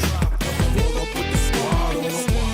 How you gon' survive when we ride? You can't hide 'em. Tryna stall, but your time will come. We gon' ride it together better than riding alone. Stuck inside of the zone, but before we head home, I don't like with my scope and then break over the go. Yeah, if I miss, I don't quit, so best stay with this zone. Yeah, coming at you like I got nothing to lose. Hey. Clearly, I might be missing a couple screws. Call me the handyman, cause I'm known for carrying tools. Ain't a problem that I can't fix, please don't get it confused. Yeah. 6 million ways to try, which would you choose? Many hope to stop our team, but we refuse. Act like you want it, bet y'all get it. Winner, chicken dinner is about to get barbaric. Can't call me, so I embrace pain and walk it on. Meanwhile, these cowards are praying, we call it all. Never not at all. In it to win it, we'll keep trying. While the zone's closing in and we're watching the sounds flying. No loud sirens coming to save you, you better force it. Artists with the shotty, I paint a picture that's haunted. Ready, ain't even say funny, but they nearly struck me too. They must be feeling lucky, spraying their body that move. About to hit these dummies, hit them right before they get in you. Revenge is coming, take one of us, we'll take out your crew. Bring it back. Enemies ahead, about to put her in it, they chapter. Survival of the fittest, the only mission that matters. My sharp as a dagger, my mama ain't raised a stacker. Coming in high and heavy, to break them and make them scatter. They made a pattern that's ready for what I'm pitching. Nothing but heaters, listen to pick them off from a distance. Man, listen, yeah, got the drop on them. Yeah, roll up with the squad on them. Hey, how you gon' survive when we ride? You can't hide over. Yeah, try and stall, but your time will come. Yeah, we got the drop on them. Yeah, roll up with the squad on them, and we going hard. You survive the night we ride. You tried to hide and run. Couldn't call, dog, your time is done. They fight. They strive. They win. And they read a lot. Those are the students that enjoy PUBG Mobile.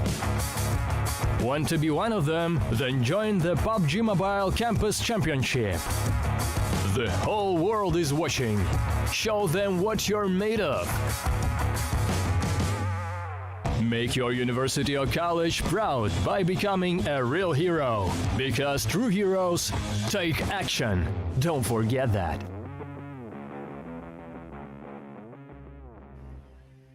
Welcome back to the PUBG Mobile Campus Championship, where we just came off our most extreme game yet, where K9 took the chicken dinner victory with 20 big smackaroni kills alongside it, challenging now in the final games the top 4. But if you at home want to make sure you can challenge to the top 4 too, you can enjoy a super fast and lag-free PUBG Mobile on Xiaomi's powerful Redmi Note 10 5G. But Tarzan, it was just as powerful here as the plays coming out of some of these teams. And don't forget though, the plays that also, I think, Darkness brings to the table, and also that Cracks brings to the table to be able to, in the face of elimination, survive. And that is some brilliant early plays as well. Chumacera is very tricky to play. Very interesting series of fight with Darkness coming out strong. And then we also have Direction, right? We want them to have more kills. We need them to have more points. And they actually will feel a lot more pressure because it has not started so well for them. As well, you can see K9 on their streak, on their road to victory, taking down over rivals and what was currently 4th position there, Original Gangsters, moving their way to more, is also unfortunately Macromedia Leipzig in elimination, not able to make the cut. Did fall down early, as also K9 searched and searched and searched. They found all that they needed, including their takeover, finding the final member of a Darkness. And that is just more K9 in this game. I wonder how much damage they've done. That record, right, was around 3,050. I think there's a chance that they can take even further, but all these plays and all this pacing set up from them knowing this hill is for them to claim. They know that this is a strong spot. This is a strong spot, and they will just take it all the way as they take 35 bloody kills in this game for today. 35 points going their way, over double of the next second place team. Take cover with 16 cracks. They make their way to third spot with 15 points, crucial for them. And as well, they're crucial for Revolution Student to search their way back to the top of the standings over Darkness in 7th position. And the fact that RDN on top only get 5 points, that is why we talk about that 30-point gap being closed now. So extreme of a gap being closed because of the nature that K9 took that victory. It's just so tricky right now. I can't wait to see the standings. All those so-called bottom teams all had one pop-off game. Right, we had Direction having a good one. We had POW Official having Rock Esports with a win. Then we have now Cracks Esports with 15 kills. There's only Macromedia Leipzig that we're waiting for. If they pop off in that last one, is going to change absolutely everything. But leading this kill chart is Tesla from SFSX-K9 Esports. Well, we talked about Darkness taking names up in the kill feed, taking names in the damage leaderboard. But SFX, they do one better. Top 3 players, all FSXK9 at 855, and only one player down on the bottom. But I'm sure he also picked up some kills because 8, 5, and 5 mean it 2 also went through to that final player. It's Macromedia Leipzig. They too, facing elimination, were able to make the cut to the bottom of the leaderboard at least, with Paul taking up 2 of their own. And that is just very, very nice to see, right? I think the last player should be on that table as well. It might be the name or whatnot because he has 2 kills. We do that quick math, up to 20 kills. And that will be a very, very lovely game to see. And just can't wait to see that damage output now. And we will actually have the production team doing that sweet work straight over Teslas with 1200. Then we have Villain with 800. That is, I think it's done. I think it's probably done. It's over 3,000. It is over 3,000, baby, because you can see Roman on the bottom with that extra 400 damage. You know it is coming, Tarzan. You know it is looking to be that stand of pop of damage that we expected it to be.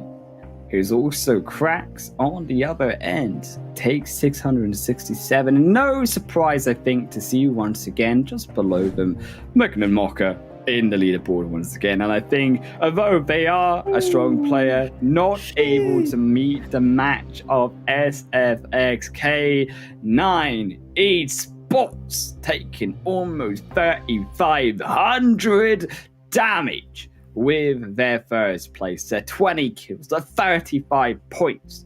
And when you look at Take Cover, they are babies compared to these Goliaths. Absolutely bonkers, this one. And you know what? It's just, there's no matching it. I think it comes down to that, knowing that the hill that they took was a good spot. They knew it, they took it, they claimed it, and they won it. And that's all I can say. Like, that is map knowledge right now. Like, when you look at all across all those brown bits where it seems to be like, oh, it's all hills, but there is high ground upon high ground, and that is key. And that is how they won that game.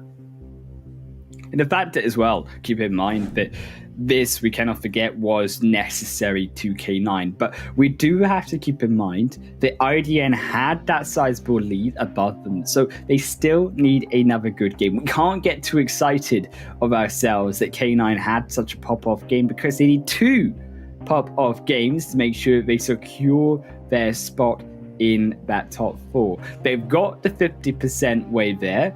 It is now to see if they can make it once again to the top, and if they can make their stand into the finals, because when this team plays well, you can see, Tarzan, that they play damn well at that.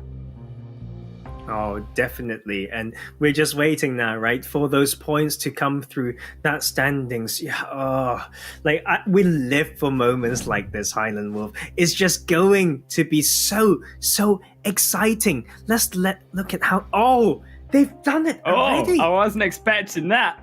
Certainly wasn't expecting that indeed. But there we go. Yes, IDN have been knocked out to 5th position.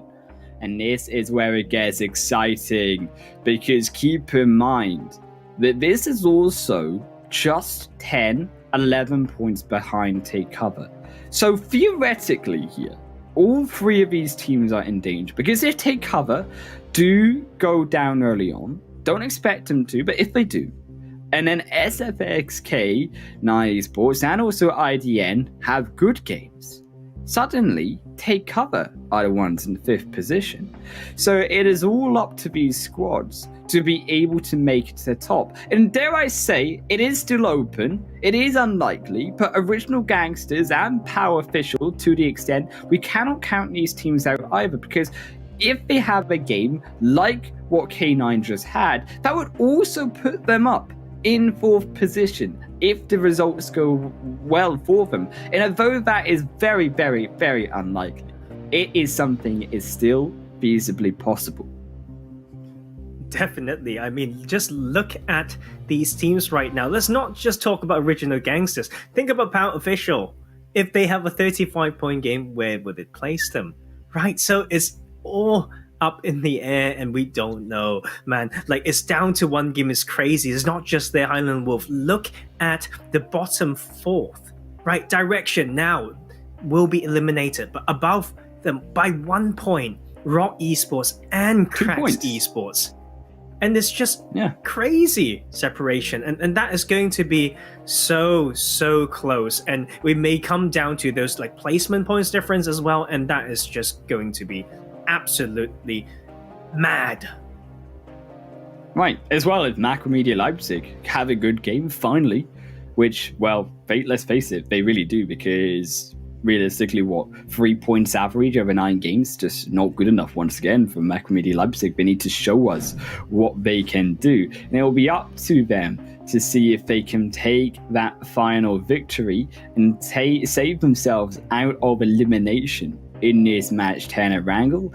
As you can see, it is the final match to win. We've already had 4 matches decided by Course Rev X taking the first game, then it was Lost Wolves in the second, Rogue took Sandhawk in the third, and as we mentioned, K9 are taking that 4th chicken dinner. And that, you know what, like, I've been loving this. I think, like, we've been working together for so long, like Highland Wolf, and so many teams to be 1 game away from upsetting so many people's plans and dreams. That is just crazy. And so I think I want to see Macromedia Leipzig to have a pop off, and then see these other few teams to, still keep it together, and it will be so close. And this is a time, to go like, namaste, now find that inner power and then just take it away. And I just can't wait. What a brilliant series of games. I cannot wait to get into the final game and see exactly how Erangel will fold out one more time for us in the final pre-group stage of, obviously, Group B to take it, and who will be the top 4 to go through to the top. And who will be the 4, unfortunately, who just don't make it quite to the preliminary stage? It is all on the table, and it is all now down to resetting here, to forgetting about your first 9 games. Just focus on this one.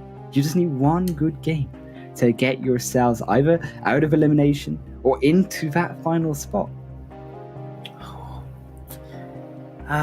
What would I say, right? You ask me sometimes if I coach any of these teams, what would I say? Right. This is time for the big brain, the big speech, the big boost, then the big game, and then the big plays as well. They're missing out some important bits there. Big rotations, and you know what? It's going to be absolutely brilliant. Yeah, I think as well, keep in mind something we often sometimes overlook is the importance of the IGL. You can say all you like going into the game, but to keep it cool, even if it starts to slightly go south, the IGL is so important to keeping those heads cool, to making sure that you stay focused, to making sure that you can be the ones to take home those points in that final match, because it is all on the cards, as we say, and it is all up to these teams to show us what they are made of. And in this final game, I do want to ask you, going into it, into the playing path, into the drops, do you change up your drop spot if you need those points to somewhere more quiet to keep yourself alive, or do you still contest in those more challenging drop spots? Is a yes and no, right? It really depends on what's the surrounding like, the distribution of teams around your initial drop, and then finding a balance around that. We talk about adaptation sometimes, right? If you want that huge surprise factor, you can give them the shebang, suddenly just like boom, but you need to be able to know your limits. If it's so huge of a change, like, oh, we're just going to play center and keep killing people from there with drop school and apartments, and then you don't know how to hold it, then that will be your own fault, right? So knowing what your limits are, make the tweaks, I should say, no matter how big it is, make sure you know how to deal with it, right? Deal with these changes, hold it down, make it yours. I think that is exactly the wise words we need going into this game. And I, as we say, cannot wait to get into it. But while we wait as well, we do have to look towards those teams in the placement match positions. Those teams that don't often get to decide going into the finals or don't get out of elimination, still important for them. Because in boosting your place in the preliminary stage, not only makes you look like a scarier team, but to other teams, makes them stand up and say, well, this is a team that we actually have to be worried against. Yes, definitely. It's momentum, right? It's into the other things that they're playing as well. Scrims, other tournaments, but even just for this one, making some plays when you are on official PUBG esports is a statement.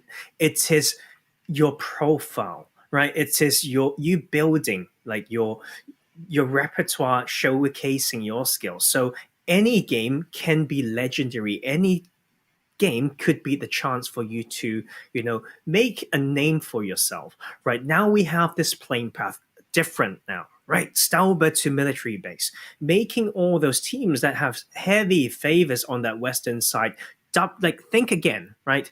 Reconsider whether they should go for that. I think as well, when we talked about North African military base being one of those core locations unused by these squads, surprising again to see it not used, but already in the action is going to be Cracks versus Red Island, as you can see Viking get popped and blown open by the shotgun next to another 2 members of Cracks falling down, and straight just down to now Frankie, and that is the sole player alive in his school apartments. And I love this extra contention from Red Island, not going to school, changing it up, going up against Cracks. And this could be Cracks on the edge of elimination, out of this game already. This could be a team that we don't see move up, and it will be down to Frankie to save this entire squad. Finds the first knock. Can you then get the second with the Bison? You have to go back down, go for the second. No, too eager. And goes, snipes them down, and this could be Cracks eliminated from the competition. Such heartbreak.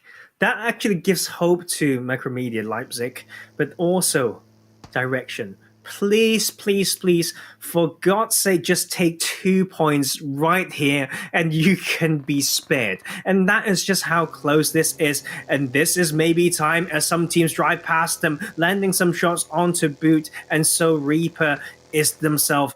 Direction couldn't get those shots in, and Lone Wolves will survive. The fact as well, I think we do have to keep in mind that Macromedia Leipzig, although, of course, Direction only need 2 points, Macromedia are going to have to do a little bit more than that. And I do like that they have dropped over in Sivnovka, as you can see, on a very central zone, which is very open to all of these teams to take the chicken dinner. If anything, out of this zone we can take. But I like the Macromedia Leipzig. They've gone over to Sovnovka. They've taken our advice, and they will get looted up. They will be strong moving into this later stage of zone. As well, unfortunately, though, inside the middle area, the looterers often drop here have now been contested by Rog and lost one so far. And it's huge for them. Every point counts. Rog is around that bottom bubble, right? So taking this kill can just have effects that we don't know. It could be magical. The momentum's here. We can do it. They died. Look, the other team died and we got a kill, and just keep going. But it comes down to these basic plays. A bit of a split around this place. Last time they were here, they got wiped by the Looterers, and they're not scared to come back and to try it again. Direction making their moves on the map, as you can see, over to Georgia Pole, edging their way towards the center. As that center has shaped up around Potato Hill, has up around the school compound. Expect this more open, trickier spaces school. I would like to see teams move up over Potato Hill, over the hills, to look over the center, because nature of this zone being open, going for that straight up center play at the beginning is not the wisest ideas based on how it has gone so far. And you know what? I think it comes down to, we've said it so many times, it's the fourth Erangel game for these teams. They need to study it well, and they know what compounds people would like to take. So you need to hold it for a reason. It's not just straight up center. It has to be like, you need to ask yourself why. Right? If you fail to do that, then that is just some lack of game awareness or game sense. And then also we have the side of Direction here. Like they had that big game, right? And if they can continue with these, that would mean so much. And look at that bit at the bottom. I just can't believe it. And then Red Island, a team that's just kind of got forgotten through today, right? Because of how, the mid game's not consolidated, because it's such a huge contrast compared to the big win on Sandhawk. So, you know what? We need to see. And need to let them show us what they are doing. I'm excited to see actually what as well Darkness and Revolution students can bring to the table here as well, because although it's not as exciting as, well, who goes through to the next stage or a different stage or being eliminated altogether, it is still that pride to be the number one out of your entire group. And it's only 2 points separating these two teams. And it is very possible for Revolution students. We've seen them play well before. We've seen how often they can make it to the final zones, outlive Darkness, outplay Darkness, and be able to win that top spot over them. And that is important, right? And like with this type of structure, this type of format of tournament is a really good test to how they translate into these bigger level play, because sometimes you're playing around these points and that's all it is. Like you need to pull something out of your pocket and then just make it count in these like final days. And this is that test, and it's just lovely to see, And so we continue to see what they can do. Take cover, still holding a decent spot, but once again, not safe. We just need big games once again. K9 maybe can take that one, and Rock trying to get a bit more, but the brilliant knock comes through from Axeman. Looking to find that second grenade through, looking to find the flush. Won't come through, but on the kill feed, you do see Pow losing one to Red Island. no. And that was on target. Axeman with those grenades. One kill, one knock. And now it has been opened up. Still, though, Burgers on the flank side. Crucial to stopping the Luderers from engaging here. Nice. Finds one piece. Can he get a second? No, he not, because he has to go down under the dip. He has been fired back at, and that will mean that the Luderers get that revive through. And that is just the way to hold an off angle.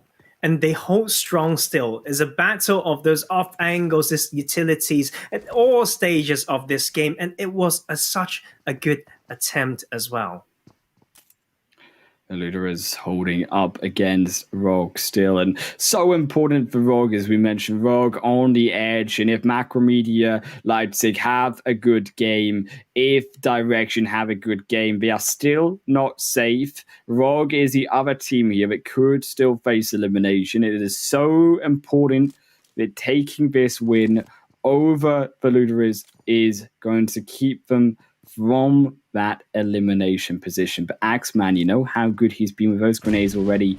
Looking to cook another, doesn't quite find it, although it does split them a little bit. But unfortunately, Axeman gets knocked, and Delia has been finding that knockdown, and Switch now has to come more into the open. Not going to find such an easy revive this time around.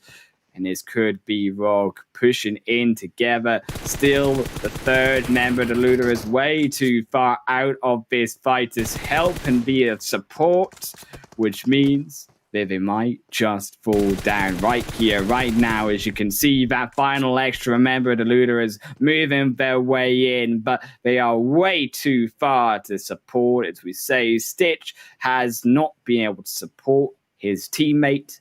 They are down to the duo. And you know what? I think Death God is in position to do so much work. We've seen him lead, the damage chart and the kill count.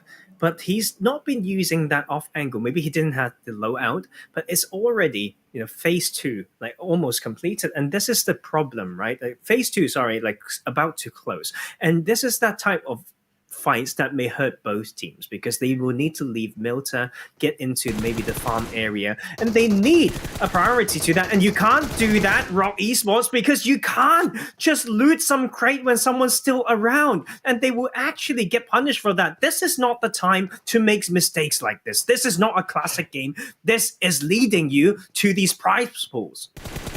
This is leading you to the edge of elimination, as the Luderers all the meanwhile have now Death God activated in this fight. You see Vergus going in for the high shots, has now found through that drop shot of the Luderers one extra trade. And unfortunately on the outside, Death God's picked up the other two members of Rogue, brings it down to the 1v1 of Vergus versus Death God himself. Can though that final death be dealt? Send Rogue packing, still relying on other teams to stay safe and make it through to the preliminary stage.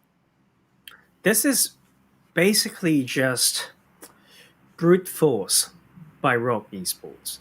When they actually win it in a very nice way as well in that Sanhok game, but this is just, in the city, so much like things you can see that tension span and whatnot just kind of choking a little bit, forgetting about someone around and then when to loot something. Death got shot from the western side as cover fire, but then a minute later, Rock Esports stands in the open, exposed to the west side. It's these things, man. And that is why you are struggling at the bottom. One big wins, yes, that was nicely done. But this road to become a better team is long. You need to show it. And now down to this 1v1, I don't know what the plan should be, but I think it's pretty clear for them. Is to get those placements points. Yeah, just survive. Just hold up, move around the edge of Milta, move outside of Death God's vision range, and make your way to the center of that zone as quietly, as sneakily as possible. Inside the center, though, Darkness up against K9. And K9, this is their chance to topple over IDN from the dominance in their first two games. Send IDN packing out of the placements to arrive in the finals. Send them to the preliminary stage. It is still one more game to do it, though, and they still need to hold strong. And this is going to be tricky, okay, for the South of Darkness. This is the chance for Maccabi Leipzig. They can third party this, and Darkness is a team, although like very strong, right, can fall in these situations, and they're trying to. Exactly. And that is Farrokh trying to actually have a very, very interesting split away to just get all those information. This may be the big brain, big 3-1 split for Farrokh to just pass information for all the teams rotating around Pochinki to remind his teammates how volatile that position is, and they may just need to take a fight onto Potato Hill. And it's going to happen from first by Direction. K9 up against Direction. This is the opportunity for Direction to take. They too are not safe. They too need to get these points, and that vehicle is coming under heavy fire. But thankfully for them, Tafsia is still alive and driving it one safe through to the edge of zone. But this looks to me like a Direction. But also, Tantam, what you doing? That was an execution of your own teammate. They drove in together. Tassia now gonna die as a result of that mistake. And these mistakes cannot be made, especially when you now drive up to your other opponent, Macromedia Leipzig. They need 4 points. It's 4 points away, right, from the side of Rock Esports. But to be fair, I was kind of tripping a little bit. They just kind of need one, but it's not easy because they haven't even got that one placement point yet, and they need to hold it down. Meanwhile, K9 continues to dominate as they take their second kill and then reach the 100-point mark. Still Direction, they have finally settled on their position. Can they find Revolution Student? Their position is known. Nexus holding up on the edge, full up on those energy drinks, full up on his movement speed to move his way around this lobby, but not quick enough. Nade has found you, and this is obliteration and heartbreak for Direction fans as one after another they topple down. His trigger discipline, mate. He was alone, and he's just finding anything and just shoot at whatever he sees. And then he realized, right? Oh, I need to smoke up and start moving. I should have shot, but it's too late. It's just all too late, and it's come down to these final moments. It's the ability to absorb pressure and make what counts. And this is also Rock needing to pray, the last player looking for any bandages so that they can make it. And they took that 1 point. They made it to 12th place, and that is huge. Every point counts in this last game. Rock and the Direction needing these points. You can see that Rogue, with that extra point, they are still on the edge, and they will still be confirmed through into next week's preliminary matches as long as Macromedia Leipzig, DIR do not go both above them. As long as one team falls, Rogue go through. And it will now be up to the rest of these teams to decide their fate, because they, of course, are eliminated out of this match. Still 11 teams remain, and still IDN, one of these other crucial teams up on the top, remain. K9, they are also increasing their lead, but so too are IDN, just 1 point separating these teams in a spot in the finals of the PUBG Mobile Campus Championship. And you know what? We talked about where to go, right? And we see how Crack started so early, and now we only need direction to take one more point because they got that one placement point now. That is huge for them. They just need 2 points and they should be in the clear, especially with Macromedia Leipzig struggling even further, and they are just out, and they are officially out of the PMCC. That will also confirm, Rog. They will be through into the preliminaries next week. We will see them once again to do battle, albeit they had a little bit of shaky end here. It's also shaky here for Darkness, losing one player to K9. K9 and IDN desperate to try control on the edge. But can Darkness gatekeep K9 away? Open this IDN to take this game for themselves. DIR did just fall down in 10th position. It then will be a tie to decide who goes through into next week's preliminary matches. That is already so heartbreaking to think about, but we will leave that till later because we still have K9 trying to fight their way through. It's the battle of the top teams, and they're here to prove something, and every one of them tried the hardest. K9 got those 2 kills now, make it to top 8, and they will first need to go through the duel of the darkness. K9 still all 4 players up. These grenades are landing thick and fast against them. They are on the edge. They've slowly made their way into zone. The smokes protecting Darkness from Tesla, but also against them, not able to move through those smokes because you know that still K9 awaits you on the other side. And as those smokes dissipate, K9 will continue to set up strength on their position. Now going to gatekeep away Darkness, but the zone, meanwhile, moves away from them both. And I mean, probably OG. I know this chances are slim if they want to challenge top 4, but it also comes down to how they use their current position, right? And they are still kind of up there, and maybe they are just that one big game away. We should never shut down that possibility. There's not a lot of land or buildings for them to use, but let's hold this one first because K9 is trying to make a statement. K9, they got 2 kills. They find the third. Every point matters so much, especially when your next opponent is IDN.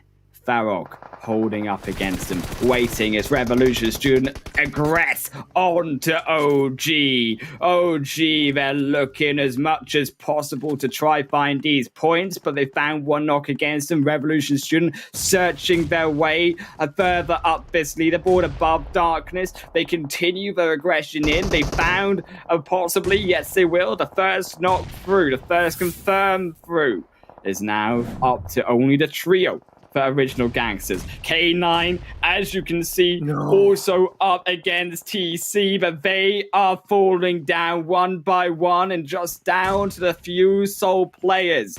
As it will be TC, maybe, to be the ones to upset them. The second of Captain falls down, and K9 are surely just down to the solo. But this is the side where they fight as well. The middle table's been stronger than the rest. Just look at the point separation. K9 is out. That is confirmed. IDN is still in. That is going to be just mad. I think that is it. K9 had it so close, but they might have just lost it. K9 is up to Villain to survive, but he's down to the sliver of health. You have to heal up. You have to stay in this game because IDN, they are ahead of you in the placements right now. Villain, he must hold on. Is the Ludicrous of all players, might Death God be able to send him through into the After Realm? It will be OG to snipe them down. K9 should not advance through to the finals. They will have to go through the preliminary stage to meet IDN there. I think that is concluded, right? I'm not quite sure. Suddenly, in this heat of the moment, I feel the pressure to Highland Wolf. I don't trust my quick maths anymore. And that's disastrous for me. But that's what these type of hype gameplay can do to you. As we have this next circle being even, more harsh. No buildings, the gods of PUBG say just fight your way in. Find out what you can do. And IDN needs to rotate the furthest. So this is once again the test for them. We know before, right? We know they have not done these far rotation and come up strong. They've been taking the circles when it's given to them. But look, K9, the placement points have been added. Only 106. As long as IDN stay alive and are already in the 4th position, will have more points. So it has been confirmed IDN will be over K9 because of the nature of the placement points they can still grab in this game. 8 will take them over to at least 110 inside of the top 4. OG still alive, but we don't assume, unless OG literally clean up everyone and that chicken dinner, that they will be able to advance. And we should have our top 4 finalists. And you know what? That is just still good PUBG that we've seen all day, and we would just love to see how they continue. And with these plays as well, Minecraft and Twix, these players have shown us what they can do as they continue to fight for it. No remorse, no fear, like there's no tomorrow. How far can these teams push themselves up, though? Can IDN beat out the side of TC, and can they take cover into that 4th position? It is up to these two squads to increase their spot over into the finals. It's also Lost Wolves struggle in this final game to survive against IDN. 1 has fallen, now just the 2 remain. But can Killer Lieben be able to stop the push of the IDN squad themselves? Grenade goes wide over the vehicle. No one has been found there, but can Zervium find even more? The second grenade looking to be popped. Can he find that final number of Lost Wolves that he is searching for? So also take cover in smoke, struggling against all odds to try defend here. That is IDN putting pressure from up top. They found themselves such a good spot, and it's not easy to know that there's some bit of landscape that they can play. So this is arguably map knowledge, but they need to be really careful with the other side, and that is actually going to be IDN down. And out, at least made it to top 2. They've got a full squad, and they can take this. This is possible for them to take. Is IDN still up 6 kills? OG, though, they're looking to try and make as much happen as possible. 12 kills. They're looking for these 15 points in that chicken dinner. They're looking to get as high up as damn possible as they can. The first knock has come through. Hustler on the front line. He's hustling his way to that victory. Has the loot drop, has the angle. Can he break apart IDN further? And that is just the rich line issue. And Brilliant won there because IDN, although they have the high ground, the escape path is incredibly predictable. But they also are blessed by the circle and will use it to use that late game card 90 as well. I'm loving this game, Highland Wolf. It's down to the 3v2 as OG, the lost Dragocht in the backside. Discord is way looking to be the Discord of this game to send the chaos through to the victory. The Rock, the only thing protecting him. OG, they're holding up strong, and he chucks a grenade, the savior of his grenades, to try and look to bring IDM back in. But it's not going to be found. IDN still up. They almost found that one onto Andy. He heals back through. Dragox also coming up to Hustler. They're looking for the reset. I can't believe it. That's just a much needed numbers advantage, but this is the problem now. Discord in such an important position. With utilities, he can strike from the side, but that will be Magnum Malka first to strike.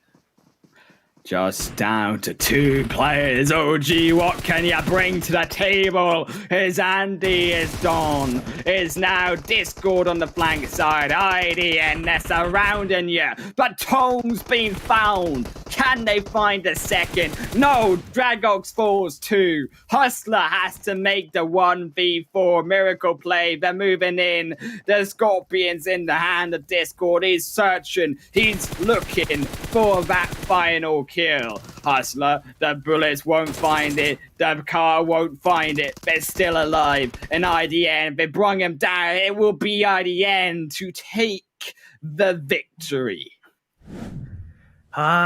Trying to finish what they've started.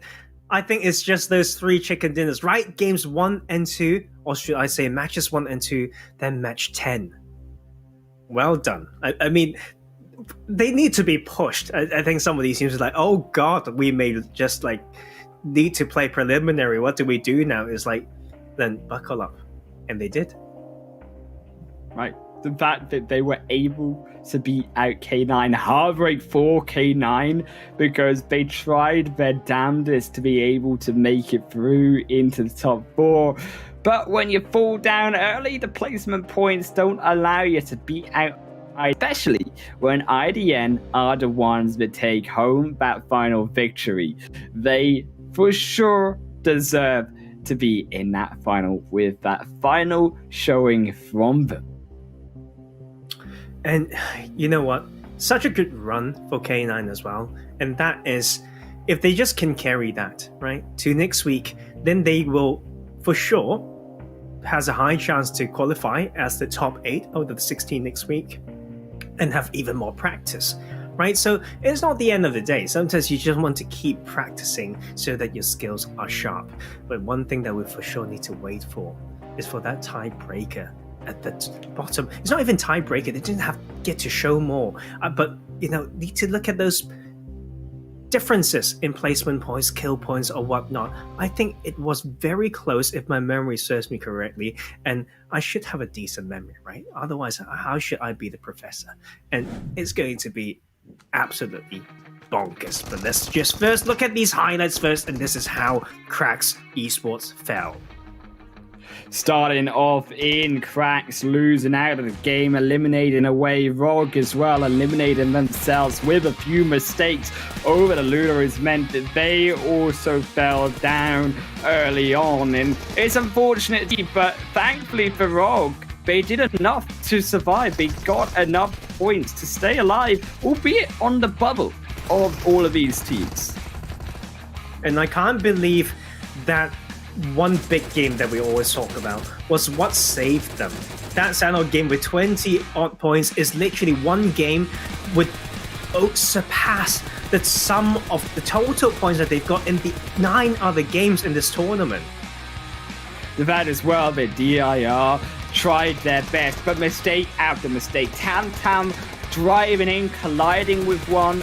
They lost the second to Revolution Student. They unfortunately won't be seeing them in the future of this competition. They got eliminated. OG as well, looking to try do their best to make up as many kills as possible to get into that top 4. Were in that 5th position on the edge, but 2, unfortunately, unable to find enough kills and not that chicken dinner to be able to find those final points to take them to that top 4. And there's so much control coming from the end, but OG, good luck, because they put up such a good fight. One of the most captivating performance from them in this match 10 of Group B. So I will still have that hope. I think this is a strong group. I think they can make it to the final and show us even more. Coming to the end, you can see Discord clean up 1, clean up 2. It was Hustler falling down last. IDN took the victory, but not the victory overall, because Original Gangsters is still edge out on top with 25 points. Still a comfortable showing from them heading in to the preliminary week next weekend. As well, Lost Wolves, a great showing from them, finally be able to get in back to the double digits, 4th position alongside Take Cover in 3rd too. And that is just, My mind's already thinking. I'm feeling the heartbreak already for the eliminated team, right, at that bottom. So, before that, let's chill a little bit. Let's appreciate how original gangsters. I think it would be the first time, right, from this group stage in the past day or so, for them to take the highest fragging count from that player, and they will also join 3 of those players from original gangsters to join this top damage output board.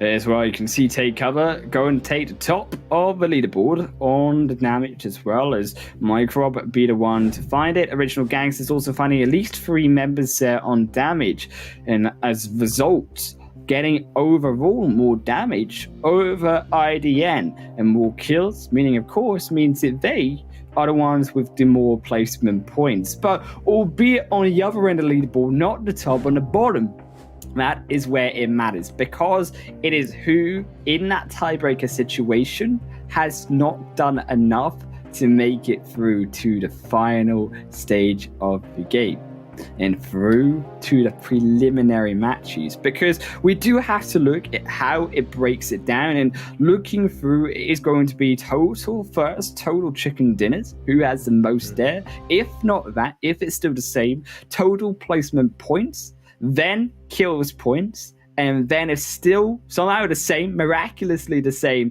it is the placements in the last match, as we get to see the standings of that final game, get to see who is going to be eliminated. Unfortunately, it will be their action in the bottom, because as we understand, it is overall the total kill points that do believe it has changed over to be cracks in 12th position rather than placement points, so direction are unfortunately eliminated.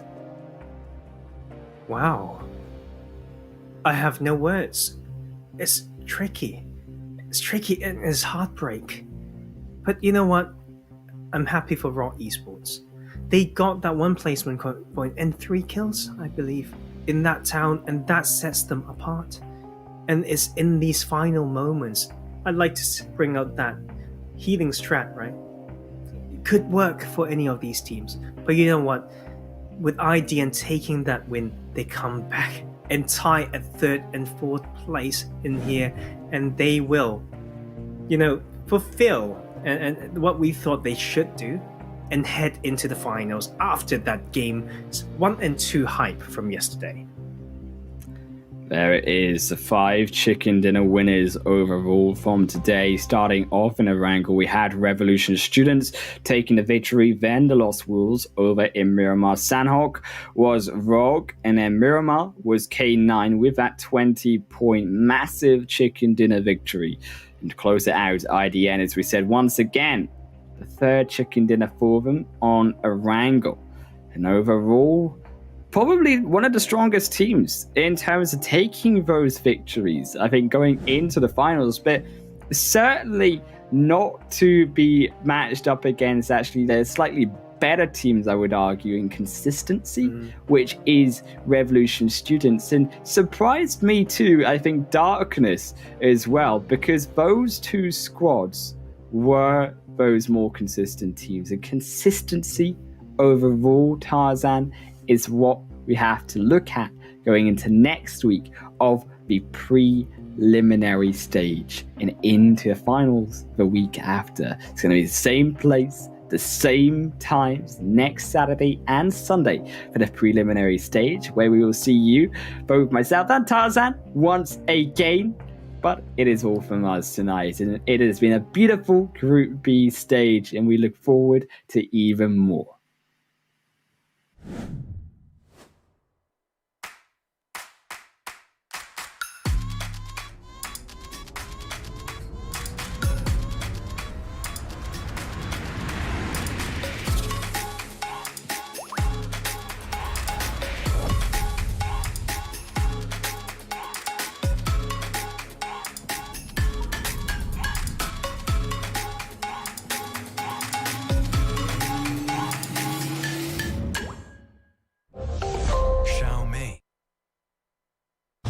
They fight. They strive. They win. And they read a lot. Those are the students that enjoy PUBG Mobile. Want to be one of them? Then join the PUBG Mobile Campus Championship. The whole world is watching. Show them what you're made of. Make your university or college proud by becoming a real hero. Because true heroes take action. Don't forget that.